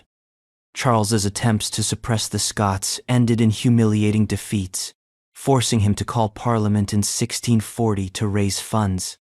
After 11 years without parliamentary sessions, the so-called Long Parliament seized the opportunity to assert its authority, demanding sweeping reforms and curtailing the king's power. What began as a constitutional struggle soon escalated into all-out conflict. The English Civil War broke out in 1642, pitting the royalists, or cavaliers, loyal to Charles, against the parliamentarians, or roundheads, led eventually by Oliver Cromwell and his new model army. Charles proved a poor strategist and leader. His forces fought bravely but were repeatedly outmaneuvered and outorganized. The war dragged on for years, devastating towns and countryside, and costing enormous numbers of lives. Civilians endured plunder, famine, and disease as armies marched back and forth across the land. The human toll was staggering. Estimates suggest that between 400,000 and 600,000 people died across England, Scotland, and Ireland during the wars, an immense proportion of the population at the time. Charles's conduct during the war revealed the same fatal traits that had plagued his earlier reign. He refused compromise at critical moments, overestimated his support, and alienated potential allies. Even after his capture, he continued secret negotiations, playing different factions against each other in hopes of regaining his throne. These maneuvers only deepened mistrust and convinced his opponents that he could never be trusted to rule responsibly. When he was eventually put on trial in 1649, charged with treason against his own people, the outcome was extraordinary. A king was found guilty and executed in front of his subjects, an event almost unimaginable in medieval Europe. Charles's execution shocked Europe and set a precedent that reverberated through history. For the first time, a reigning monarch had been publicly tried and condemned as accountable to his people. To his supporters, Charles died a martyr, steadfast in his belief in divine right. To his detractors, his death was the just punishment for a tyrant whose arrogance had plunged 3 kingdoms into ruin. Either way, his reign illustrates the dangers of inflexibility and authoritarianism in the face of political and social change. In the end, Charles I left behind a shattered kingdom. The monarchy itself was abolished, replaced by the Commonwealth under Cromwell. The scars of civil war, economic, social, and religious, would take generations to heal. Though the monarchy was eventually restored in 1660, Charles's legacy haunted his successors, serving as a cautionary tale of how a king's refusal to adapt can destroy not only his own reign, but the very institution of monarchy itself. And while Charles's stubbornness cost him his crown and life, his brother James II would follow decades later with his own brand of absolutism. His reign, marked by the infamous Bloody Assizes and attempts to impose Catholic rule by force, would once again plunge the kingdom into turmoil, proving that lessons of restraint were all too easily forgotten.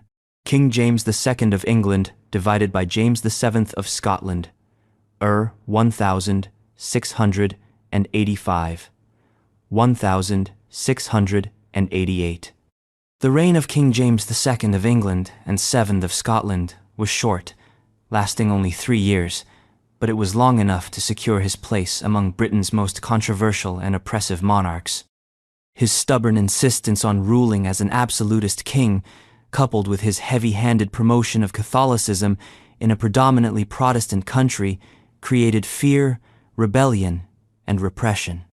His brutal response to opposition, most notoriously through the bloody assizes that followed the Monmouth Rebellion, marked him as one of the cruelest rulers of the 17th century. Though he was eventually overthrown in what became known as the Glorious Revolution, the memory of his actions, especially his attempts to enforce religious conformity through violence, remains a chilling reminder of how authoritarianism can destabilize a kingdom. James was the younger brother of Charles II and had served loyally during the monarchy's restoration in 1660. A seasoned naval commander, he earned a reputation as a capable military leader, yet his personal life and religion cast long shadows over his political career. James had openly converted to Catholicism in the 1672, a decision that alarmed a nation deeply wary of papal influence. England's 17th century identity was closely tied to Protestantism, defined through conflict with Catholic Spain and suspicion of France. When James became king in 1685, his Catholicism immediately set him at odds with much of his own kingdom. Rather than attempt compromise, he pressed forward with policies that reinforced fears of a Catholic monarchy.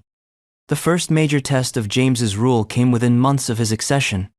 James Scott, Duke of Monmouth and illegitimate son of Charles II, launched a rebellion in the West Country, claiming the throne with Protestant backing. Though Monmouth's forces were poorly trained and quickly defeated at the Battle of Sedgemoor, James's response to the uprising revealed his ruthless streak. In the aftermath, hundreds of rebels were tried in what became known as the Bloody Assizes, overseen by the infamous Judge Jeffreys. The trials were harsh, with swift convictions and widespread executions. Rebels were hanged, drawn, or subjected to brutal punishments, while others were transported into slavery overseas. The sheer severity of these reprisals shocked even many of James's supporters. Instead of strengthening his authority, the spectacle of bloodshed made him appear cruel and vindictive, deepening opposition to his rule. James compounded these problems through his religious policies. Determined to restore Catholic influence, he appointed Catholics to positions of power in government, the army, and universities, often bypassing established laws to do so. He issued declarations of indulgence suspending penal laws against Catholics and Protestant dissenters, claiming to promote religious liberty. In practice, these measures were seen as attempts to elevate Catholics above Protestants and erode the established Church of England. When 7 bishops refused to publish the declaration and were arrested for defiance, they became heroes to Protestants across the nation. James's insistence on overriding Parliament and established law revealed his absolutist tendencies, convincing many that he aimed to rule without limits on his power. In Scotland and Ireland, James's policies further fueled unrest. In Scotland, his efforts to enforce religious conformity alienated large swaths of the population. In Ireland, his favoritism toward Catholics in administration and the military encouraged hopes for Catholic resurgence, but alarmed Protestants, particularly in Ulster. These divisions laid the groundwork for deeper conflicts that would explode after his downfall. James's reign thus not only destabilized England, but also sowed discord across his multiple kingdoms, amplifying tensions that were already present. The birth of James's son in 1688 intensified fears. Until then, many Protestants had tolerated James, believing his Protestant daughters Mary and Anne would eventually succeed him. The arrival of a Catholic heir, however, raised the prospect of a permanent Catholic dynasty. For many nobles, clergy, and politicians, this was intolerable. Opposition coalesced, and an invitation was extended to William of Orange, James's Protestant son-in-law and husband to Mary, to intervene. When William landed in England with an army, James found his support collapsing. His own officers and even members of his family deserted him. Lacking the will or ability to resist, James fled to France, effectively abdicating.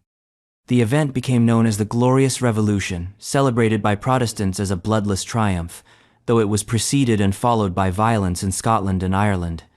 Despite his relatively short reign, James II's actions left deep scars. The Bloody Assizes symbolized his cruelty, while his attempts to impose absolutist rule alienated both Parliament and his subjects. His downfall permanently altered the monarchy.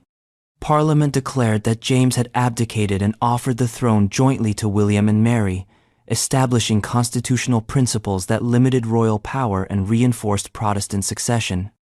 In this sense, James's tyranny directly shaped the constitutional monarchy that would follow. He became, ironically, the king whose failure secured a new balance of power between crown and parliament. In exile, James continued to plot restoration, supported by Louis XIV of France. His efforts led to further conflict, particularly in Ireland, where the Battle of the Boyne in 1690 ended his hopes of regaining the throne. He lived the remainder of his life in France, a defeated king whose reign was remembered more for its brutality and absolutism than for any positive achievements. Even among sympathetic historians, it is difficult to defend his record. His reign demonstrated how personal conviction, when combined with authoritarian rule, can ignite widespread fear and resistance. James II's downfall illustrates the dangers of rulers who ignore the realities of their kingdoms, forcing their subjects into submission rather than governing with prudence. His harsh reprisals and disregard for law and tradition placed him firmly among the most reviled kings in British history. And if James II's reign revealed how religious zeal and absolutism could fracture a kingdom, the earlier rule of Stephen of Blois showed how weakness and poor leadership could plunge a nation into chaos. His reign, remembered as the Anarchy, became a byword for suffering, instability, and lawlessness across England. King Stephen were 1135, 1154. King Stephen's reign stands out in English history, not because of grandeur, reform, or conquest, but because of the collapse of order and stability. His 20-year rule is remembered as the Anarchy, a term that conveys the breakdown of government, law, and security across the realm. Though Stephen himself was not the most vicious or malicious monarch in character, his weakness as a ruler and his inability to impose authority unleashed one of the darkest and most chaotic chapters of medieval England. The suffering that ordinary people endured under his reign was immense, marked by famine, lawlessness, and widespread devastation. For these reasons, Stephen must be counted among Britain's most destructive kings. Stephen of Blois was never intended to be king. His uncle, Henry I, had established his daughter, Empress Matilda, as his heir after the tragic death of his son William in the White Ship disaster of 1120. All the leading nobles swore oaths to support Matilda's claim, an unprecedented arrangement that would have placed a woman on the English throne. Yet when Henry I died in 1135, Stephen seized the crown with astonishing speed. Taking advantage of Matilda's absence from England and the reluctance of many barons to accept a female ruler, Stephen crossed the Channel, secured the treasury at Winchester, and had himself crowned. His usurpation set the stage for decades of conflict, as Matilda and her supporters refused to relinquish their rightful claim. At first, Stephen's rule seemed promising. He was personally courageous, affable, and popular with many nobles. But beneath his charm lay fatal weaknesses. He was indecisive, overly generous to ambitious barons, and unwilling to enforce strong central authority.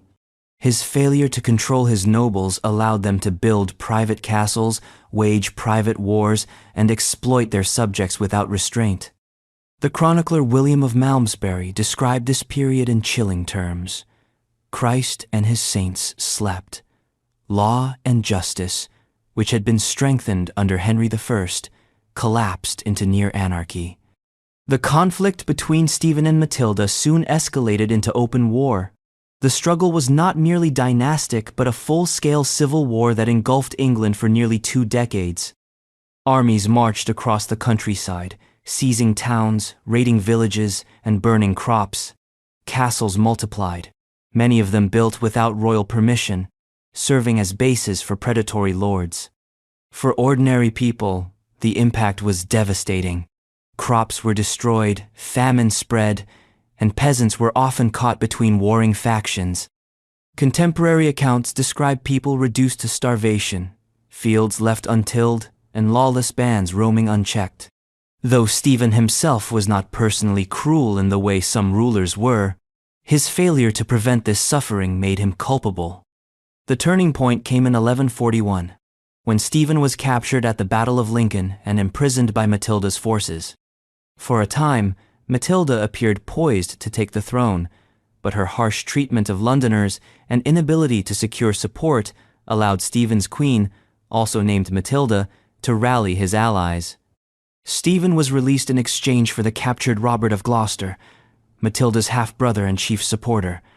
The conflict resumed, dragging on for years with neither side able to secure decisive victory. England remained mired in bloodshed and instability. What makes Stephen's reign particularly destructive was not just the dynastic war, but the erosion of royal authority. He lacked the will to discipline rebellious nobles, often resorting to appeasement rather than punishment. Powerful lords took advantage of this weakness, carving out semi-independent territories and ruling with brutality. For peasants and townsfolk, the distinction between royalist and Angevin forces mattered little.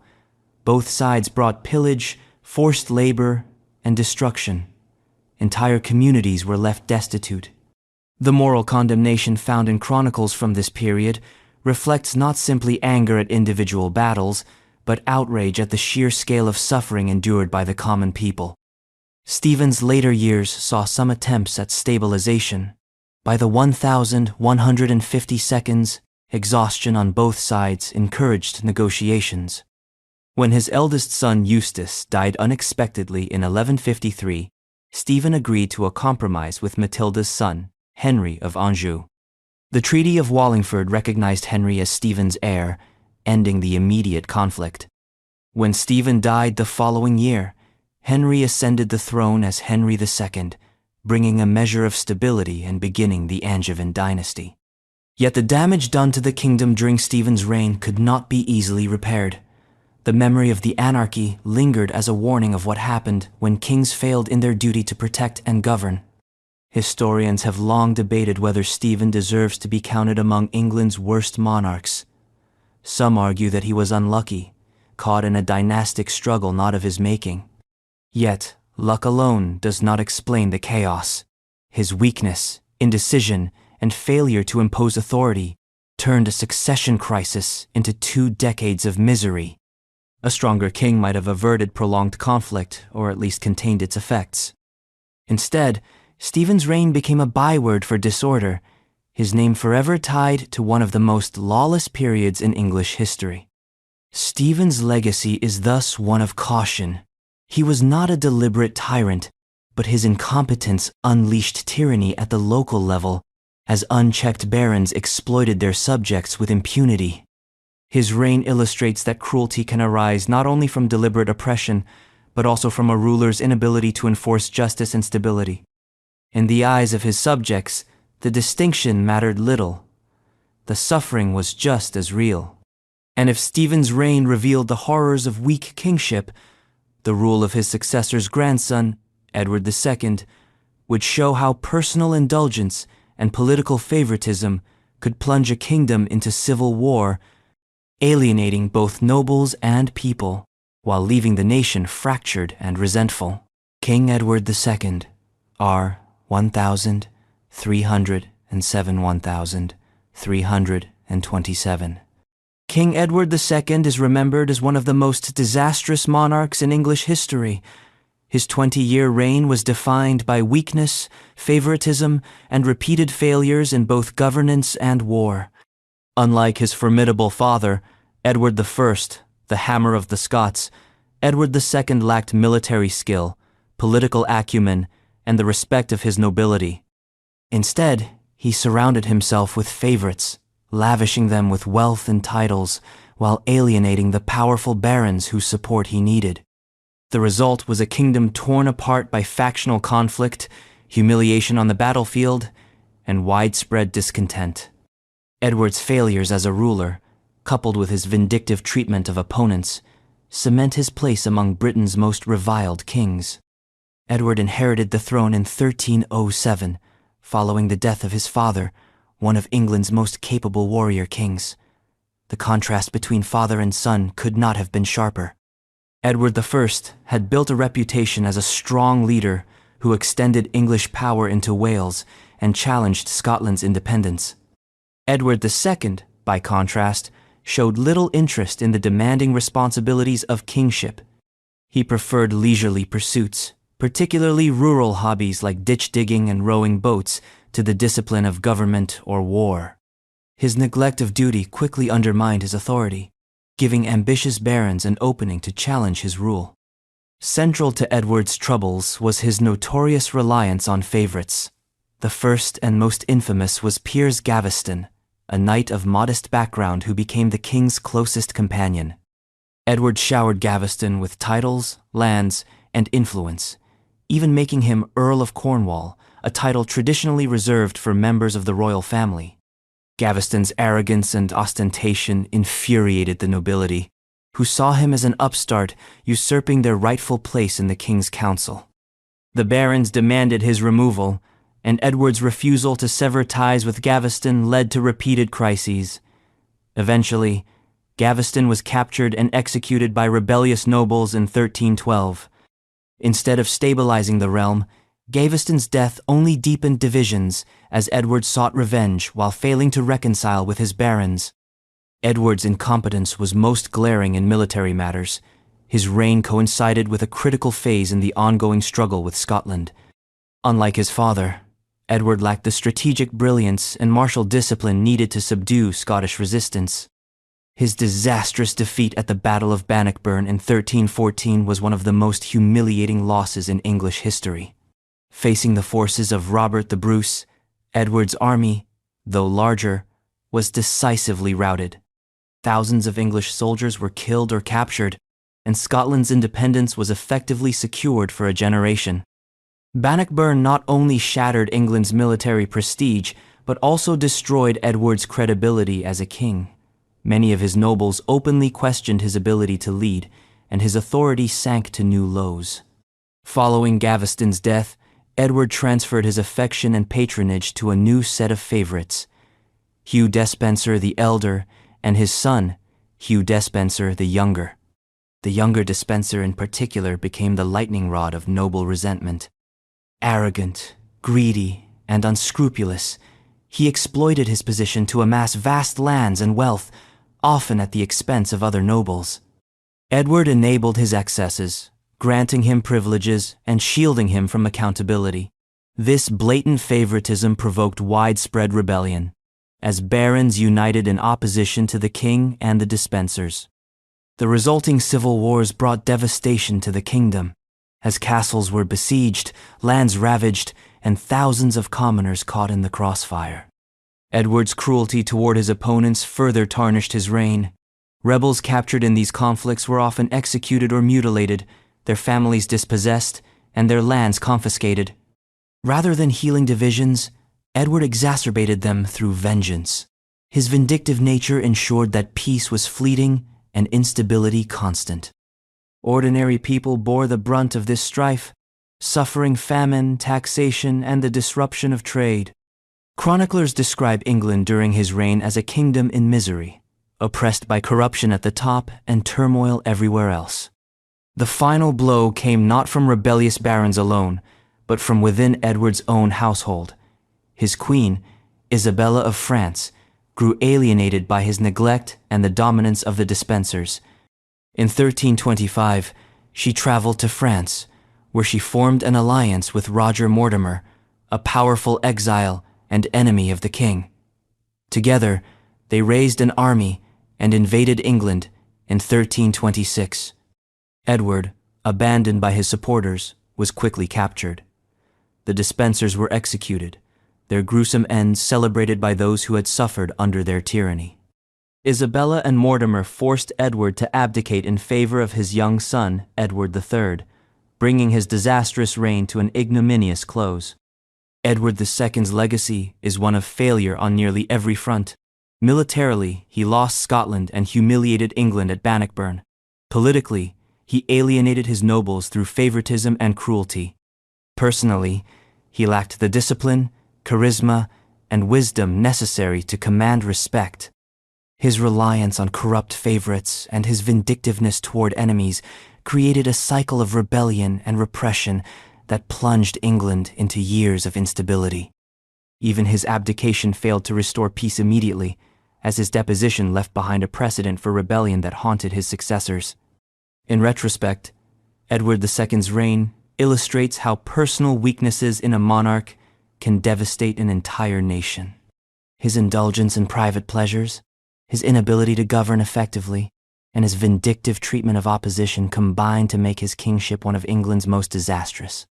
While later generations would debate the exact details of his downfall and death, there is little doubt that his rule brought widespread suffering and humiliation to the kingdom.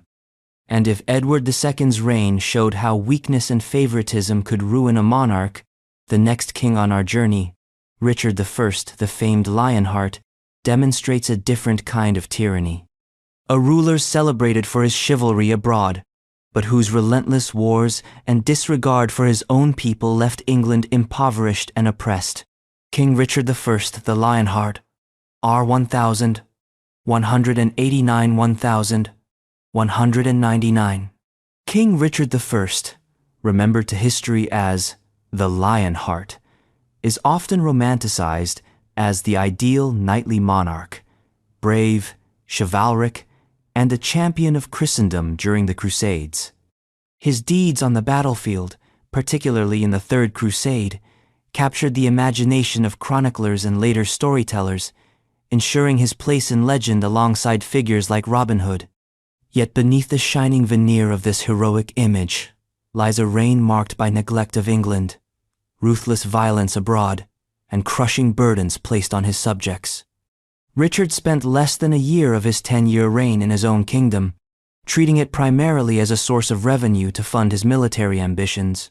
His wars, particularly in the Holy Land, were brutal, and his absence left England exploited, heavily taxed, and vulnerable. Far from being the noble warrior king of legend, Richard's reign inflicted suffering on those he was supposed to protect. Richard was born in 1157, the third son of Henry II and Eleanor of Aquitaine. With 2 elder brothers ahead of him, he was not initially expected to inherit the throne, but fate elevated him after the deaths of his older siblings. From an early age, Richard distinguished himself as a warrior, commanding armies in his mother's duchy of Aquitaine. He proved fearless in battle, a quality that earned him admiration, but also revealed a recklessness that would define much of his reign. When he became king in 1189, he inherited not only England but vast lands across France, forming part of the Angevin Empire. Yet Richard's focus was never on England itself. Almost immediately, he set his sights on the Third Crusade, declaring his determination to reclaim Jerusalem after its capture by Saladin. The cost of this ambition was staggering. To finance his crusade, Richard drained England's coffers through heavy taxation and the sale of royal offices and lands. Chroniclers remarked that he would have sold London itself if a buyer could be found. Ordinary people bore the brunt of these financial demands, paying unprecedented taxes known as the Saladin tithe. For many, Richard's crusading zeal was not a noble cause but an immense burden that left them impoverished. The kingdom he left behind was little more than a cash machine for his military endeavors, governed in his absence by officials who often ruled harshly and corruptly. Richard's conduct on crusade further tarnishes the image of the chivalric king. While he displayed undoubted courage and skill as a commander, his methods were often brutal. The most infamous episode occurred at Acre in 1191, after the city surrendered to the Crusaders. When negotiations with Saladin over the release of prisoners stalled, Richard ordered the execution of approximately 2,700 Muslim captives. This act shocked even some contemporaries, demonstrating the extent to which Richard was willing to use terror as a weapon of war. His actions at Acre remain one of the darkest stains on the history of the Crusades and exemplify the merciless side of his character. Despite his valor, Richard failed in the ultimate goal of the crusade, the recapture of Jerusalem. Although he won notable victories, such as at Arsuf, and negotiated a truce that allowed Christian pilgrims access to the city, Jerusalem itself remained under Muslim control. For all the expense and bloodshed, his crusade ended without achieving its primary aim. Meanwhile, his absence left England and his French possessions vulnerable. His younger brother, John, conspired with King Philip II of France, seeking to undermine Richard's authority. Richard's decision to prioritize foreign campaigns over domestic stability ensured ongoing turmoil at home. On his return journey from the Holy Land, Richard was captured by Duke Leopold of Austria in 1192 and handed over to Emperor Henry VI of the Holy Roman Empire.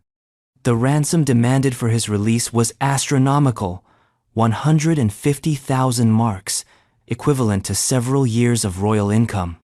Once again, the people of England were forced to pay, enduring crushing taxation and the seizure of church wealth to free their absent king.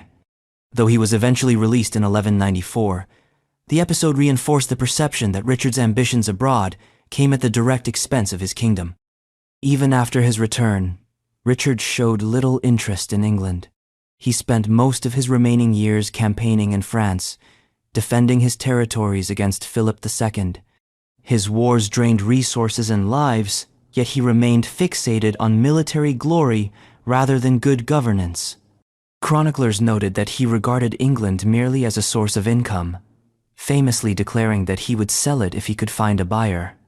Such remarks reveal a ruler who saw his people not as subjects to be protected, but as assets to be exploited for his personal ambitions. Richard's death in 1199 was characteristic of his life. He was struck by a crossbow bolt while besieging a minor castle in France.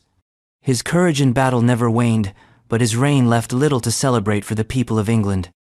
He had imposed crushing taxes, neglected domestic governance, and embroiled his kingdom in costly wars that brought little tangible benefit. His legend as the Lionheart endured, celebrated in romance and ballad, but the reality of his rule was one of neglect, exploitation, and violence. Richard's legacy is therefore deeply paradoxical. To posterity, he became the archetype of the heroic Crusader king, a figure of romance whose name was invoked by later generations. To his contemporaries in England, however, he was largely absent, remembered more for the burdens he imposed than for any justice or prosperity he brought. His reign demonstrates how charisma and military prowess can obscure the real costs of leadership when measured in human suffering and national decline. And while Richard's violence and neglect devastated England and scarred the Crusades, his father, Henry I, left behind his own infamous record. Known for his administrative skill, but also for shocking acts of cruelty, Henry I's reign reminds us that even kings who strengthened the crown could commit atrocities that horrified their contemporaries and blackened their legacies. King Henry I, 1000, 100, 1135. King Henry I, the youngest son of William the Conqueror, is often remembered as a ruler of considerable ability. His reign of 35 years brought stability after the violent rivalry between his elder brothers William II and Robert Curthose. He was known for his intelligence, administrative reforms, and ability to consolidate royal power. Yet behind this image of a competent king lies a record of ruthless cruelty and shocking acts of brutality, even against members of his own family. His reign illustrates the dual nature of medieval kingship, a monarch capable of strengthening the state while simultaneously resorting to acts of terrifying savagery to secure his rule. Henry came to the throne in 1100 under dramatic circumstances.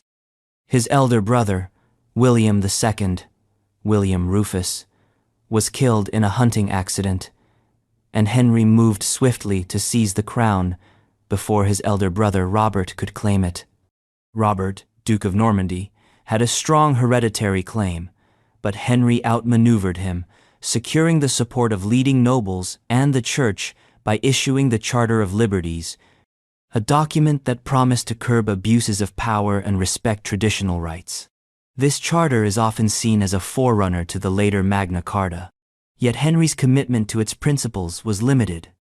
Once firmly on the throne, he governed with a mix of efficiency and intimidation, rarely hesitating to use cruelty to enforce obedience.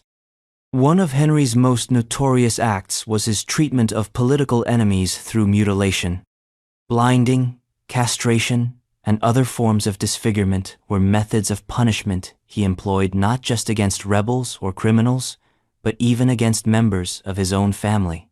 Chroniclers record that he ordered the blinding and castration of two of his grandsons, the children of his illegitimate daughter Juliana. The boys had been taken as hostages during a conflict with their mother's family, and Henry did not hesitate to destroy their futures in order to punish their kin. Such actions shocked contemporaries and underscored his willingness to sacrifice even close blood relations for the sake of dominance. It is a chilling reminder that medieval kings often viewed family ties as secondary to political necessity. Henry's use of mutilation extended to others as well. Rebels, rivals, and even minor offenders could find themselves permanently disfigured. Blinding was seen as a fate worse than death in medieval society, effectively rendering the victim useless in war or governance. Henry deployed it liberally, sending a clear message that opposition to his rule would not simply be crushed, but eradicated in the most personal and humiliating way. This brutality kept many of his nobles in check, but also fostered fear and resentment that simmered beneath the surface of his reign. His military campaigns likewise reveal a king willing to inflict suffering on a large scale. Determined to secure control over Normandy, he waged wars against his brother Robert and other rivals, culminating in the Battle of Tinchebray in 1106. Henry's victory there allowed him to capture Robert, who spent the remaining 28 years of his life imprisoned. The confinement of Robert, once a duke and legitimate claimant to the English throne, was a ruthless but effective strategy to eliminate a rival. Henry showed no mercy in keeping his brother locked away until death, a decision that many contemporaries saw as both pragmatic and pitiless. Henry's harshness also extended to his handling of rebellion. When nobles rose against him, his reprisals were swift and severe. Castles were besieged, lands confiscated, and rebels punished with executions or mutilation. While such measures secured his control, they also entrenched his reputation as a king who ruled by fear as much as by law. His justice system, though more organized than his predecessors, often carried penalties that reflected his unforgiving nature. The balance between reform and terror was a defining feature of his rule. Yet Henry was not only feared, he was also admired for his administrative reforms. He strengthened the exchequer, professionalized royal finance, and expanded the use of writs, laying the groundwork for England's bureaucratic state. His court became known for efficiency, and his ability to attract capable officials contributed to the stability of his reign. These achievements, however, cannot erase the darker aspects of his rule. For all his administrative skill, his readiness to mutilate family members and enemies alike reveals a ruler whose cruelty was never far from the surface. The later years of Henry's reign were marked by personal tragedy that would ultimately plunge England into chaos. In 1120, his only legitimate son and heir, William Adelin, drowned in the White Ship disaster. Henry's grief was profound, but his determination to secure the succession led him to force his barons to swear allegiance to his daughter Matilda. This unprecedented move to recognize a woman as heir sparked resistance and laid the foundation for the civil war that erupted after Henry's death. In this sense, his reign ended not with triumph, but with the seeds of future catastrophe, demonstrating how even the most powerful kings could not escape the consequences of fragile succession. Henry I's legacy is thus deeply ambivalent. On one hand, he stabilized the monarchy, reformed governance, and extended royal authority in ways that shaped the English crown for generations. On the other, he wielded cruelty with terrifying readiness, turning on family and foes alike in acts that horrified his contemporaries. His reign illustrates the paradox of medieval kingship, strength built not only on law and reform, but also on fear and brutality. If Henry I's cruelty demonstrated how even capable rulers could indulge in shocking acts of savagery, the next monarch on our journey, John Balliol of Scotland, reveals how weakness and collaboration with foreign powers could invite conquest and oppression, leaving a legacy of betrayal and devastation for his people. King John Balliol of Scotland were 1,292, 1,296. Among the long line of Scottish monarchs, John Balliol stands out not for strength or triumph, but for weakness, betrayal, and humiliation. His short reign, lasting only 4 years, earned him the derisive nickname Tomb Tabard or Empty Coat, a reflection of his inability to act as a true sovereign. Installed by Edward I of England after a contested succession, John Balliol became little more than a puppet king, a monarch whose crown symbolized subjugation rather than independence. Though he did not personally commit the kind of massacres associated with rulers like Edward I or William the Conqueror, his collaboration with England enabled conquest, bloodshed, and oppression across Scotland. His failures left his people vulnerable to devastation and sparked one of the darkest chapters in Scotland's medieval history. The story of John Balliol begins with the death of Margaret, Maid of Norway, in 1290. As the only surviving heir to the Scottish throne, her passing without an heir created a succession crisis. Multiple claimants put forward their rights, and the Scottish nobles known as the Guardians of Scotland invited Edward I of England to arbitrate. Edward, already harboring ambitions to dominate Scotland, seized the opportunity. He insisted that any claimant must acknowledge him as overlord of Scotland before he would make a judgment. Reluctantly, the Scots acquiesced, and after lengthy deliberation, Edward selected John Balliol in 1292. Balliol's genealogical claim was strong, but it was also clear that Edward saw him as pliable and weak, the perfect candidate to serve English interests. From the beginning of his reign, Balliol was compromised. He had accepted Edward's overlordship, effectively subordinating Scotland to England. Edward wasted no time in exploiting this arrangement, treating Balliol not as a king but as a vassal. He demanded that Scottish nobles appear in English courts, summoned Balliol to England to account for decisions, and interfered in Scottish governance at every turn. Rather than standing firm against these humiliations, Balliol submitted, angering his nobles and undermining his legitimacy. To many Scots, their king seemed less a defender of the realm than an agent of foreign domination. Tensions reached a breaking point in the early 1292s when Edward demanded that Scotland provide military support for his campaigns in France. The Scots, bound by long-standing alliances with France, resisted. In 1295, Scottish nobles pushed Balliol into an agreement known as the Auld Alliance, a treaty with France pledging mutual support against England.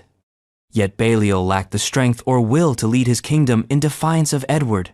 When war broke out, his leadership faltered. English forces invaded, and the Scottish army, poorly commanded and uncoordinated, suffered crushing defeats. The most infamous came in 1296 at the Battle of Dunbar, where Scottish resistance was annihilated. The humiliation of Balliol's rule was now complete.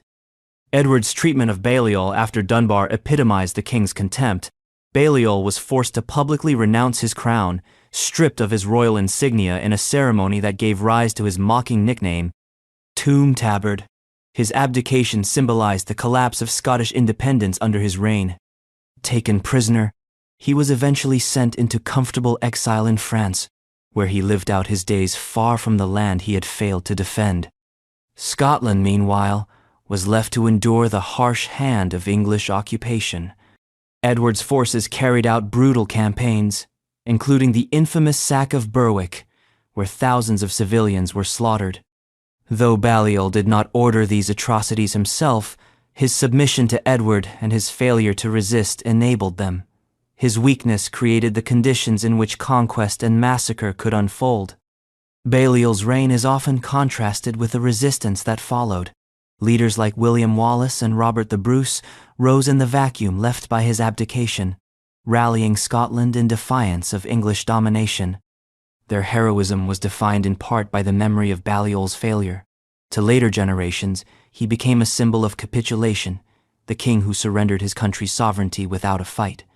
His name was invoked less as a villain in his own right than as an example of how cowardice and weakness in a monarch could devastate a nation. Yet, it is important to note that Balliol was not without intelligence or noble lineage. His family was powerful, and he inherited extensive lands in both England and Scotland. He was educated, well-connected, and not devoid of ability. His downfall lay not in personal incompetence but in his lack of political will and his over-reliance on Edward I's favor. He allowed himself to be maneuvered into a position where his authority was fatally compromised, and when the crisis came, he proved incapable of rallying his kingdom. In this sense, Balliol represents a different kind of destructive monarch, not one who oppressed through cruelty, but one whose weakness invited oppression from others. The devastation wrought on Scotland during and after his reign speaks to the consequences of such weakness. Edward I's invasions left swaths of the country in ruins, its people terrorized and its independence in tatters. Balliol may not have wielded the sword himself, but by surrendering Scotland's sovereignty, he opened the door to one of the most violent periods in the nation's history. His legacy, therefore, is inseparable from the bloodshed his submission allowed. John Balliol's story is a stark reminder that in times of crisis, a monarch's failure to defend their people can be as destructive as deliberate tyranny. His reign demonstrates how submission to foreign power can devastate a nation, and how weakness at the top can translate into suffering for the masses. He remains one of Scotland's most infamous kings, not because of what he did, but because of what he allowed to happen. And if Balliol's reign epitomized the dangers of weakness and collaboration, the reign of Charles II would later show how charm and charisma could mask a darker reality: the expansion of colonial exploitation, the entrenchment of the slave trade, and the brutal suppression of uprisings both at home and abroad. King Charles II, 1685. King Charles II is often remembered as the Merry Monarch, a king who restored joy and liveliness to a country weary of civil war and Puritan austerity. His reign was filled with glittering court entertainments, artistic patronage, and a renewed sense of national celebration after years of Cromwell's strict Republican rule. Yet beneath the outward charm and charisma, Charles presided over a reign marked by repression, colonial exploitation, and the expansion of the transatlantic slave trade. His willingness to suppress dissent with brutal force and his enthusiastic involvement in the growth of slavery overseas reveal a darker side of his kingship. Though he cultivated a reputation for indulgence and wit, Charles's policies caused deep suffering both at home and across the expanding empire. Charles's path to the throne was anything but smooth. Born in 1630, the son of the ill-fated Charles I, he spent much of his youth in exile following his father's execution in 1649.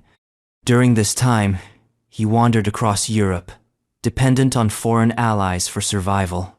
In 1660, after the collapse of the Commonwealth and Cromwell's failed experiment in Republican rule, Charles was restored to the throne in what became known as the Restoration. The jubilant return of monarchy was marked by bonfires, parades, and celebrations across the country. To many, Charles represented stability after decades of turmoil. His affable personality and enjoyment of life endeared him to his subjects, who contrasted his merriment with the grimness of Puritan rule. Yet this image of the light-hearted monarch concealed a more ruthless reality. Charles was determined never to share the fate of his father, and he pursued policies that strengthened royal power and curtailed opposition. One of his most notorious acts was his suppression of dissent in Scotland and Ireland. In Scotland, the Covenanters Presbyterians who resisted attempts to impose Anglican worship faced harsh persecution under Charles's rule. His government employed military force to impose conformity, executing dissenters and crushing uprisings. In Ireland, resentment over land confiscations and religious discrimination deepened as Charles failed to address grievances stemming from earlier conquests. These policies entrenched divisions that would haunt the British Isles for generations. Within England, Charles cultivated tolerance for Catholics in his personal court, but his official policies often reinforced repression. His reign saw the passage of the Clarendon Code, a series of laws that enforced conformity to the Church of England and punished dissenters. Nonconformist Protestants, such as Baptists, Quakers, and Presbyterians, were fined, imprisoned, or excluded from public office. Although Charles sometimes sought to ease restrictions, his concessions were often overturned by a hostile parliament. The result was a kingdom where freedom of conscience remained sharply limited, and religious dissent was met with suspicion and punishment. Charles's foreign policy and involvement in the slave trade reveal another dimension of his reign. He and his brother James, Duke of York, later James II, were key patrons of the Royal African Company, which was granted a monopoly on the English slave trade. This company was responsible for transporting tens of thousands of enslaved Africans across the Atlantic, many of whom perished on the brutal Middle Passage. Those who survived were sold into lives of forced labor on plantations in the Caribbean and North America. Charles not only endorsed this trade, but personally profited from it, embedding slavery more deeply into the economic foundations of the English Empire. The glitter of his Restoration Court, funded in part by colonial profits, came at the cost of unimaginable suffering overseas. At home, Charles's reign was marked by disasters that tested his leadership. The Great Plague of 1665 devastated London, killing tens of thousands, while the Great Fire of 1666 destroyed much of the city. In both crises, Charles displayed moments of personal courage, assisting in firefighting efforts and supporting recovery. Yet his broader governance was often criticized as indulgent and irresponsible, with resources squandered on luxuries and mistresses while the kingdom suffered. His reputation for hedonism became inseparable from his kingship, overshadowing the more serious and often harsher aspects of his rule. Charles's later years were increasingly shaped by political intrigue and repression. His reliance on French subsidies from Louis XIV allowed him to bypass Parliament and pursue policies unpopular with his people. He cracked down on opposition with censorship, imprisonment, and executions, particularly targeting those suspected of plotting Republican uprisings. The Rye House Plot of 1683, a conspiracy to assassinate Charles and his brother James, gave the king an excuse to unleash further repression. Suspected conspirators were executed or exiled, reinforcing the image of a monarch who cloaked his charm with ruthlessness when threatened. Despite his charisma, Charles left behind a kingdom rife with unresolved tensions. His support for slavery entrenched one of the darkest institutions in human history. His suppression of dissent deepened divisions between Anglicans, Catholics, and nonconformists. His willingness to rely on foreign subsidies weakened trust between Crown and Parliament. Though he avoided outright collapse, the seeds of crisis were planted, and they would blossom during the reign of his brother James II. Charles II's legacy is therefore a study in contradictions. He was witty, charming, and beloved by many contemporaries for restoring a sense of liveliness after years of gloom. Yet his reign was also marked by repression at home and exploitation abroad.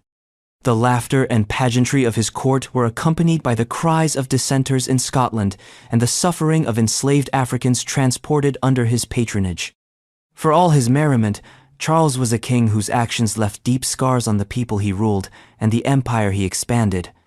And if Charles II masked repression beneath charm, the joint reign of William III and Mary II would demonstrate how outward respectability could conceal acts of calculated brutality. Their role in the suppression of Jacobite uprisings, culminating in the infamous massacre of Glencoe, would etch their names into history as monarchs whose cold pragmatism left entire communities devastated.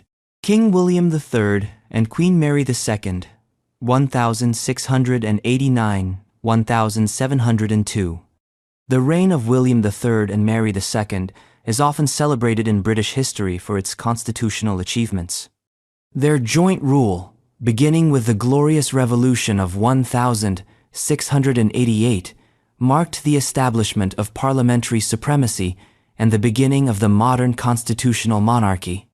The Bill of Rights of 1689, which they accepted, placed enduring limits on the crown and guaranteed certain liberties to their subjects. Yet beneath this image of progress and stability lies a darker record.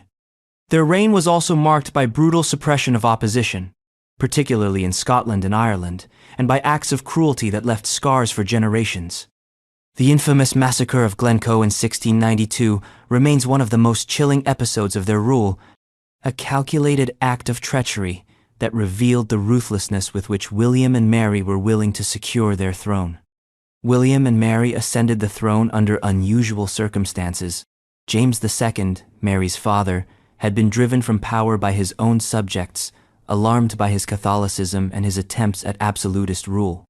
Parliament invited William, Prince of Orange and Mary's husband, to invade and assume the crown jointly with her. The Glorious Revolution was hailed as a bloodless transfer of power, but in reality, the years that followed were anything but peaceful.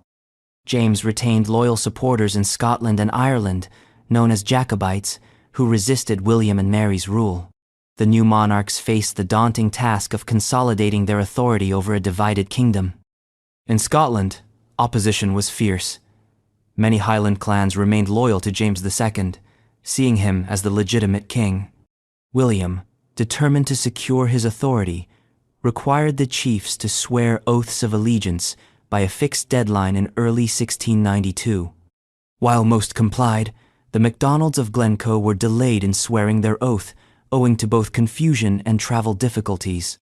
Though they eventually took the oath, their late compliance provided William's government with a pretext for retribution. Orders were issued for a punitive action against the clan, and the result was one of the most infamous betrayals in Scottish history.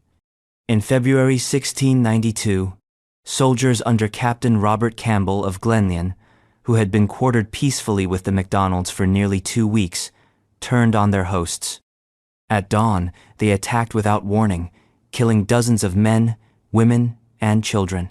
Others fled into the snowy mountains, where many perished from exposure. The massacre was not a chaotic act of vengeance, but a calculated strike, sanctioned at the highest levels of government. While debate continues over the exact degree of William's direct involvement, evidence shows that he signed orders allowing harsh measures against the clan. The betrayal of hospitality, slaughtering people who had given food and shelter to soldiers, shocked even contemporaries. To this day, the massacre of Glencoe remains a symbol of treachery and cruelty in Scottish memory. Ireland also suffered greatly under William and Mary's rule. After James II fled England, he sought to regain his throne by rallying support in Catholic Ireland.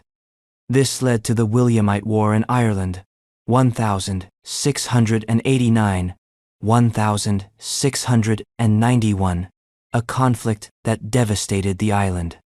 Battles such as the Siege of Derry and the Battle of the Boyne became legendary, but behind the military glory lay immense suffering. Towns were besieged, civilians starved, and the countryside was ravaged.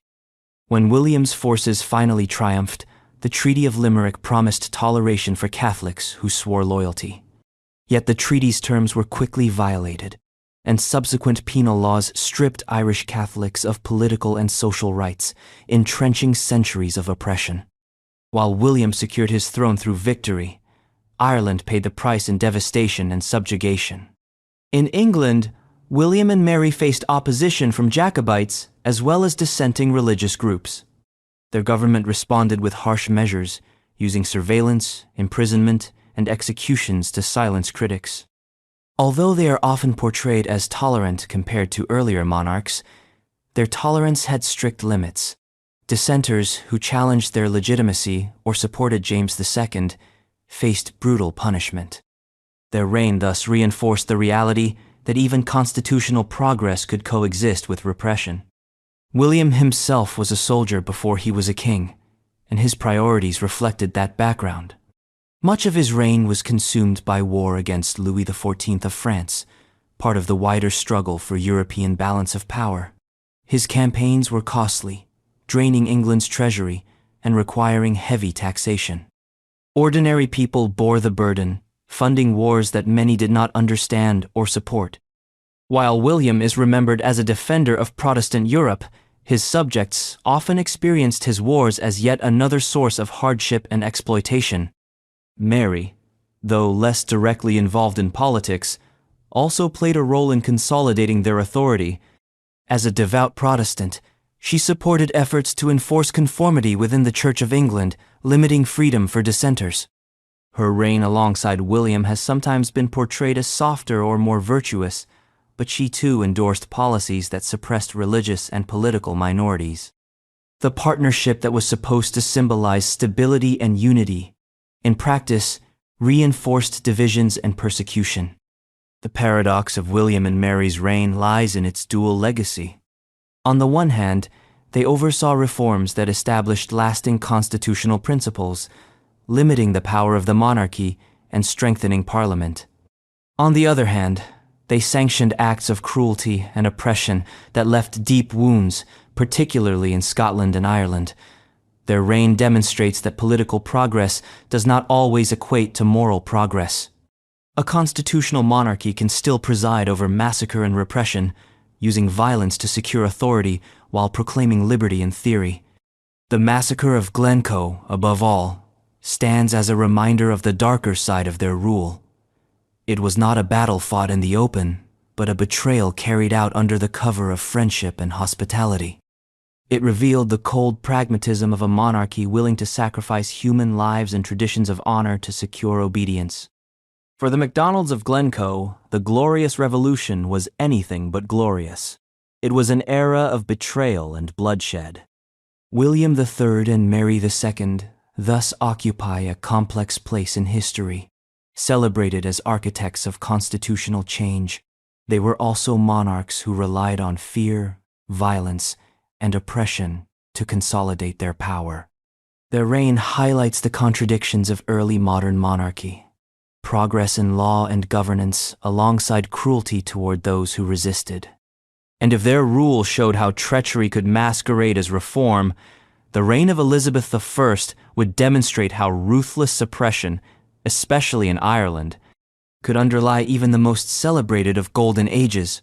Her legacy, though often romanticized, was built in part on policies that inflicted starvation, death, and relentless persecution.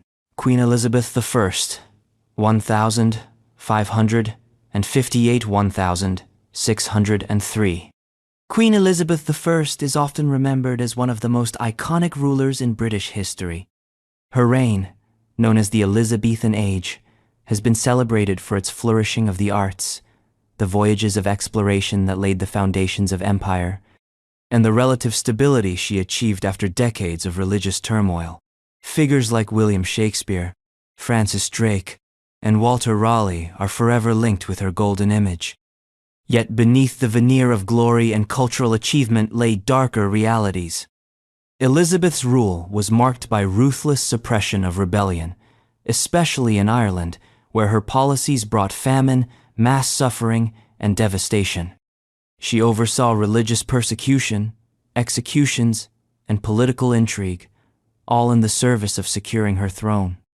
Behind the legend of the Virgin Queen lies a monarch willing to use harsh and unrelenting force to preserve her power and vision of England. Elizabeth inherited the throne in 1558 after the death of her half-sister, Mary I.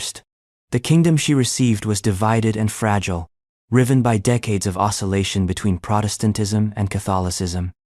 Her solution was the Elizabethan religious settlement, which re-established Protestantism while retaining certain outward ceremonies to maintain broad appeal. This settlement has been praised for its moderation, but Elizabeth's tolerance had sharp limits. Catholics were not permitted to worship freely. Recusants, those who refused to attend Anglican services, faced heavy fines, imprisonment, and the constant threat of execution if they were linked to conspiracies. Priests caught ministering secretly were often executed, and Catholic plots against her life, whether real or imagined, were met with severe reprisals. For Elizabeth, religion was not simply a matter of faith, but a cornerstone of loyalty to the crown. Her most famous victim was her cousin, Mary, Queen of Scots. Forced to flee Scotland and seek refuge in England, Mary became a dangerous rival for Elizabeth, viewed by Catholics across Europe as the legitimate queen.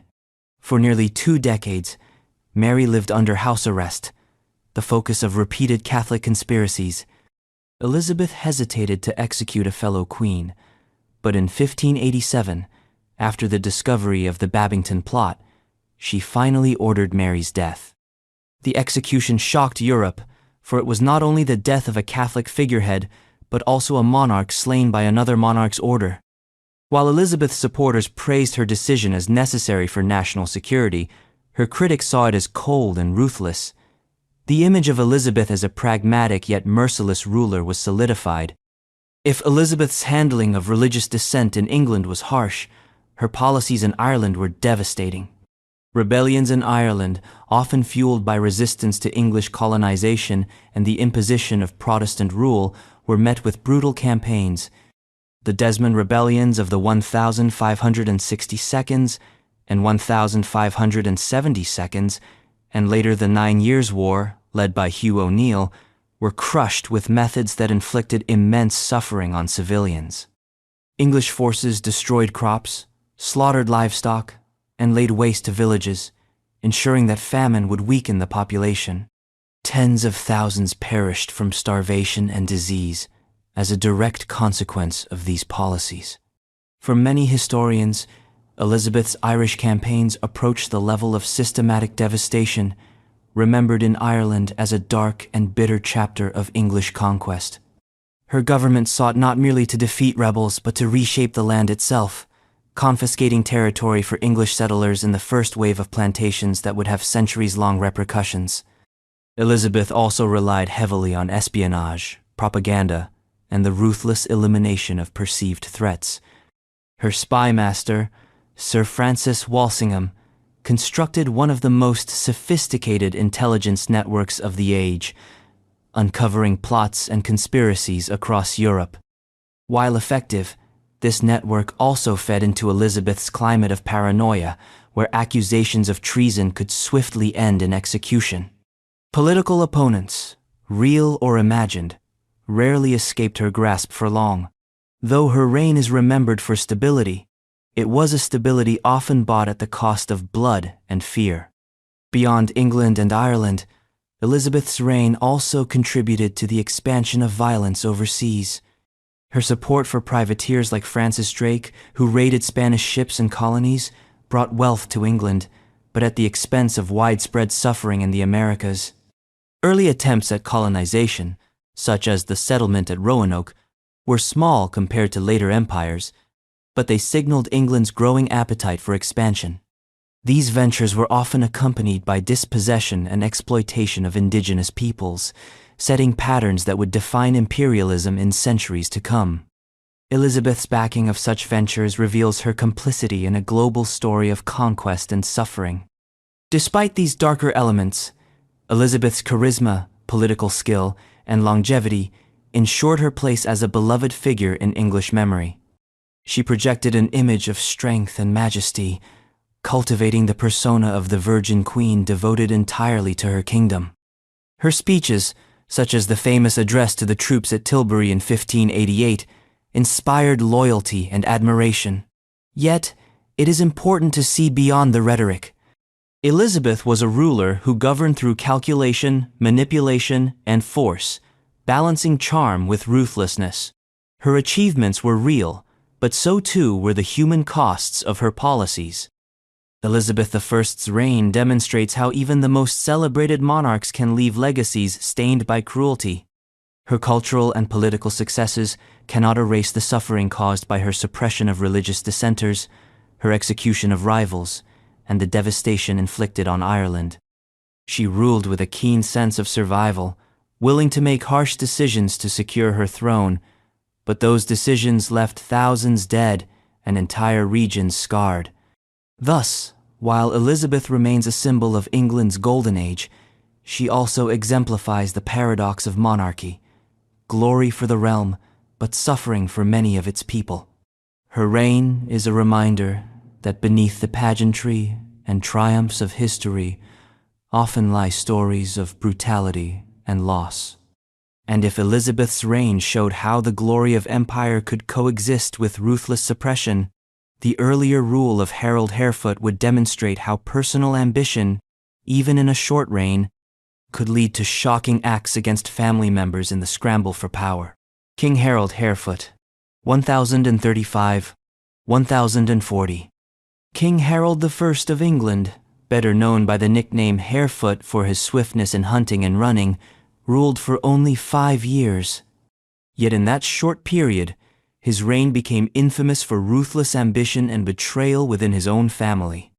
Unlike monarchs remembered for long reigns or sweeping policies, Harold Harefoot is remembered for one defining act: the blinding and killing of his half-brother Alfred Atheling, a deed that shocked contemporaries and tarnished his legacy.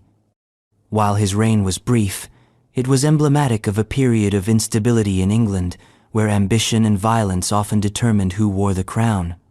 Harold was the son of King Knut the Great, the powerful Danish monarch who had built a North Sea empire stretching across England, Denmark, and Norway, and Elfgifu of Northampton, one of Knut's wives or consorts.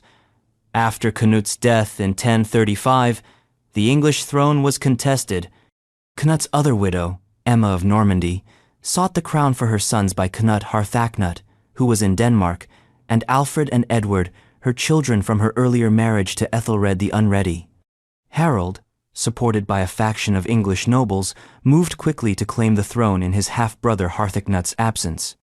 Initially, he was recognized only as regent in England north of the Thames, while Emma maintained authority in the south. However, within a year, Harold's allies secured full recognition for him as king. Harold's reign was immediately marked by the struggle for legitimacy. He lacked the pedigree of Emma's sons, and his claim was contested both within England and abroad. Harthacnut, though absent, was still viewed by many as the rightful heir, while Emma remained a powerful figure at court in Winchester. Harold's insecurity drove him to eliminate rivals, leading to the most notorious act of his reign, the seizure and blinding of Alfred Atheling in 1036. Alfred, the younger son of Ethelred and Emma, returned to England with hopes of reclaiming his family's throne. Accounts differ as to whether he came at his mother's invitation or as part of a larger plan to challenge Harold's rule. Whatever the case, Harold's forces intercepted Alfred and his small retinue. The prince was captured and, under Harold's orders, subjected to blinding, a punishment designed not only to remove him as a political rival, but also to inflict lasting humiliation. The injuries proved fatal, and Alfred soon died from his wounds. For contemporaries, this act of fratricidal cruelty was shocking.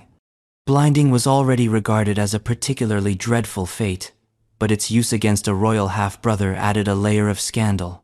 Chroniclers condemned Harold for the deed, and his reputation never recovered. The killing of Alfred not only blackened Harold's name, but also inflamed opposition. Emma of Normandy, enraged by the murder of her son, became an implacable enemy. Exiled from Winchester, she sought refuge in Flanders and rallied support for Harthacnut. Meanwhile, Alfred's older brother Edward, later Edward the Confessor, would carry the memory of Harold's cruelty for the rest of his life, fueling his later animosity toward figures associated with Harold's reign. In this way, Harold's actions poisoned dynastic relations long after his death. Harold's domestic policies were limited, as much of his energy was spent simply maintaining control. Unlike his father, Knut, who had ruled with strength and established stability, Harold lacked both authority and vision.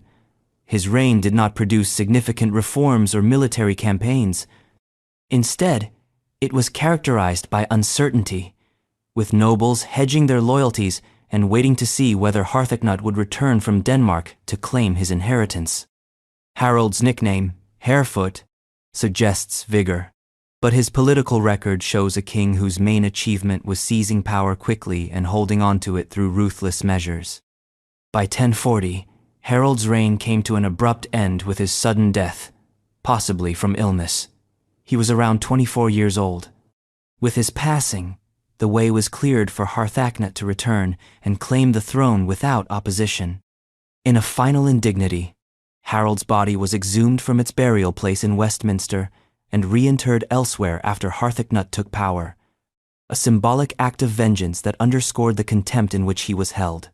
Harold Harefoot's legacy is thus defined less by what he built and more by what he destroyed.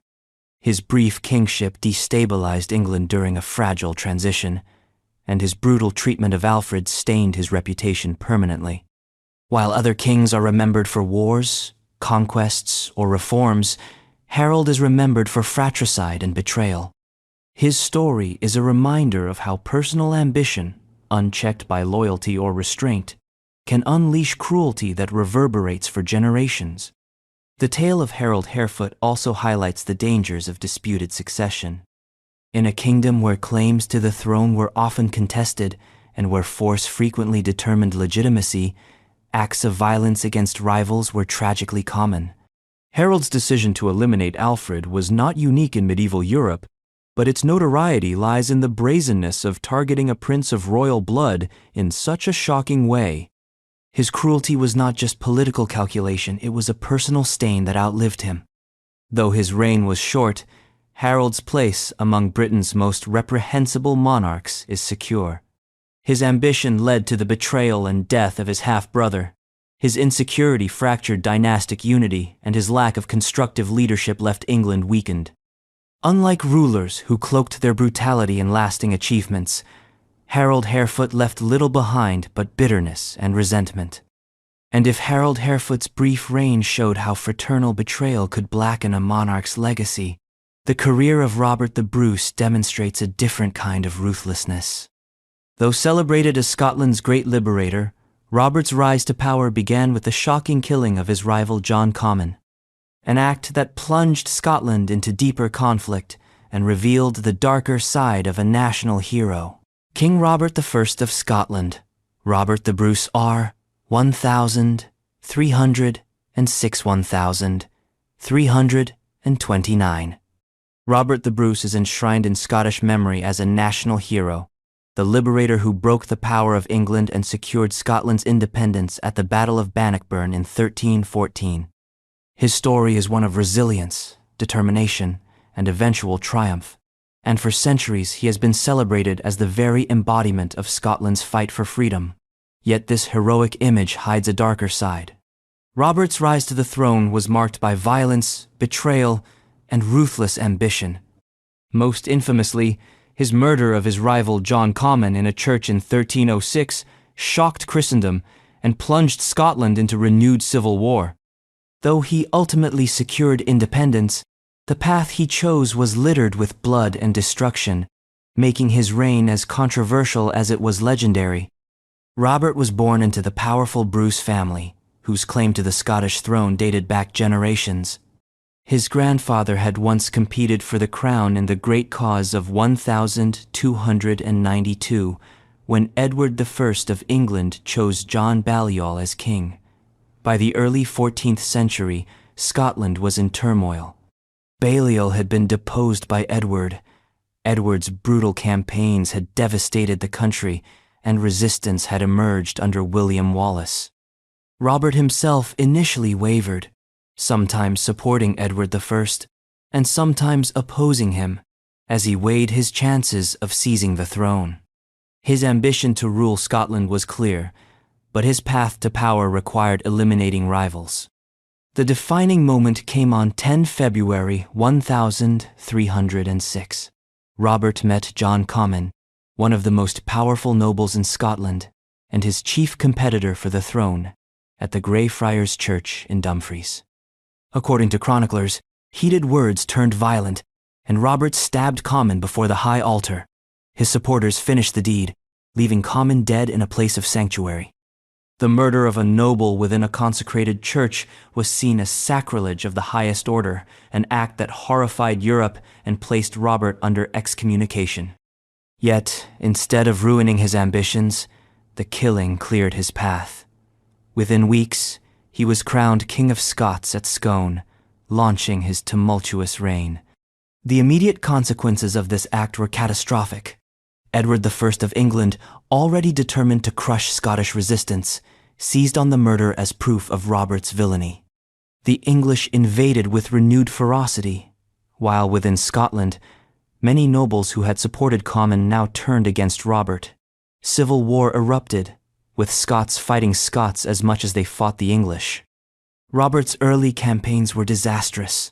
He suffered defeats, his forces scattered, and members of his family were captured and executed by the English. His wife, daughter, and sisters endured harsh imprisonment, and Robert himself became a fugitive, hiding in the remote highlands and islands.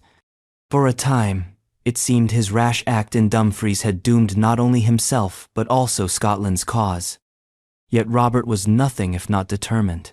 Emerging from hiding in 1307 after Edward I's death, he began a relentless guerrilla war against the English and their Scottish allies. Using small, mobile forces, he harassed enemy garrisons, captured castles, and slowly reclaimed territory. His resilience earned him followers, and over the years, he rebuilt his strength. By 1314, he was strong enough to challenge the English army directly. At Bannockburn, his forces dealt a crushing defeat to Edward II's much larger army, a victory that became legendary and solidified his reputation as Scotland's savior. But while Bannockburn is remembered as a triumph of Scottish courage, it was also the culmination of years of bloodshed, much of it unleashed by Robert's own ambition. Even after Bannockburn, Robert continued to consolidate his rule with ruthless efficiency. He confiscated lands from enemies, redistributed them to loyal supporters, and ensured that rivals were permanently marginalized. His reign brought stability, but it was stability forged in fire. For those who opposed him, Robert showed little mercy. The civil wars he had ignited in 1306 left scars across the Scottish nobility, and many families never recovered from the losses inflicted during his rise. Robert's foreign policy was equally aggressive. He supported raids into northern England, devastating towns and countryside as a means of pressuring Edward II. These raids, often conducted with ferocity, left ordinary English civilians to suffer the consequences of a conflict they had little stake in. In Ireland, Robert's brother Edward launched a campaign to establish himself as High King, which further spread war and destruction across the Irish Sea. While Robert's motives may have been strategic, seeking to weaken England and secure allies, the human cost of these ventures was immense. In later years, Robert worked to secure recognition of Scottish independence. The Declaration of Arbroath in 1320, a letter to the Pope asserting Scotland's right to self-determination, is often celebrated as a landmark in the history of freedom. Yet it must also be remembered that this achievement was made possible by years of violent struggle, civil conflict, and ruthless elimination of rivals. Robert's greatness lay not in mercy but in determination and ambition, qualities that could inspire but also destroy. Robert, the Bruce's reign is therefore a paradox. On the one hand, he is rightly hailed as the liberator of Scotland, the king who achieved what generations had sought, independence from English domination. On the other, his path to that achievement was paved with betrayal, sacrilege, and brutality. The murder of John Comyn in a holy place remains one of the most shocking acts in medieval Scottish history, a deed that scandalized contemporaries and branded Robert as both ruthless and unscrupulous. His legacy endures in Scottish pride and identity, yet it also serves as a reminder of the darker side of leadership. Heroes are not always saints, and liberation can come at a terrible cost. Robert the Bruce stands as both a symbol of national triumph and a warning of how ambition, even in the service of freedom, can unleash violence that scars generations. And if Robert the Bruce's reign showed how a hero could also be a killer, the rule of David IV of Scotland would highlight another contradiction.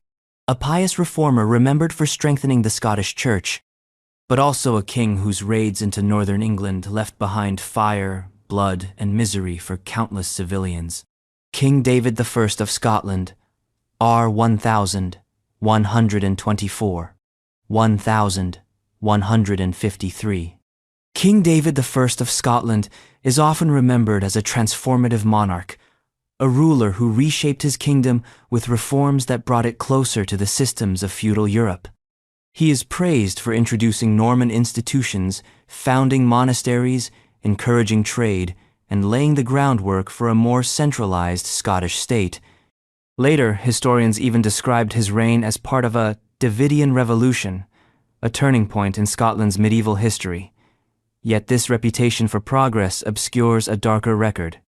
David was also a warlord whose ambition extended beyond Scotland's borders, and his invasions of northern England brought widespread devastation. Contemporary chronicles tell of massacres, burning towns, and civilians caught in the path of armies. For all his piety and reforms, David's wars left behind a legacy of suffering that places him among Britain's more destructive rulers. David was born around 1084, the youngest son of Malcolm III of Scotland and Margaret of Wessex. His early years were shaped by exile in England after political turmoil in Scotland. There, he was exposed to Norman culture and institutions, experiences that would deeply influence his later policies as king. Through marriage to Matilda of Huntingdon, David acquired vast lands in northern England, cementing his ties to Anglo-Norman nobility. By the time he came to the Scottish throne in 1124, he was already steeped in continental practices of governance, and he sought to apply them to his realm. As king, David worked to modernize Scotland. He introduced Norman feudal structures, granting lands to loyal knights who provided military service in return. He encouraged the spread of burghs towns with special trading privileges that boosted commerce and tied Scotland more closely to European markets.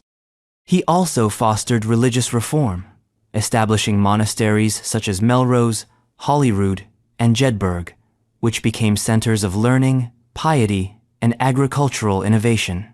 To later generations, these accomplishments made David appear as a pious and enlightened ruler, almost saint-like in reputation. Indeed, his mother Margaret was canonized, and David himself was remembered by some as embodying her devotion to the church. Yet this image of a reformer king must be balanced with his record as a warrior. David's ambitions extended into England, particularly after the death of his niece, Matilda, in 1118, and during the reign of King Stephen of England. When Stephen seized the English throne in 1135, plunging the realm into civil war, David saw an opportunity to press his family's claims and expand Scottish influence. He invaded northern England repeatedly, seeking to secure the earldom of Northumbria for his son, Henry. These campaigns, however, came at a terrible cost to the English population. The most infamous of David's raids occurred in 1138, culminating in the Battle of the Standard near North Allerton. Before that climactic battle, Scottish forces had ravaged much of Northumbria and Yorkshire. Chroniclers described entire villages being burned, crops destroyed, and civilians slaughtered or carried off as captives. While medieval chronicles often exaggerated, the consistency of reports suggests that David's armies inflicted widespread suffering. The Anglo-Saxon Chronicle and writers like Richard of Hexham condemned the Scots for indiscriminate violence, recording how communities were devastated in the path of invasion. To the English, David's name became synonymous with cruelty. At the Battle of the Standard itself, David's forces faced a smaller English army led by northern barons. Despite numerical superiority, the Scots were defeated, partly due to divisions within their ranks. The defeat did not end David's ambitions, however. He continued to press claims and eventually secured the earldom of Northumbria for his son through negotiation. Strategically, he achieved his goals, but the human cost was immense.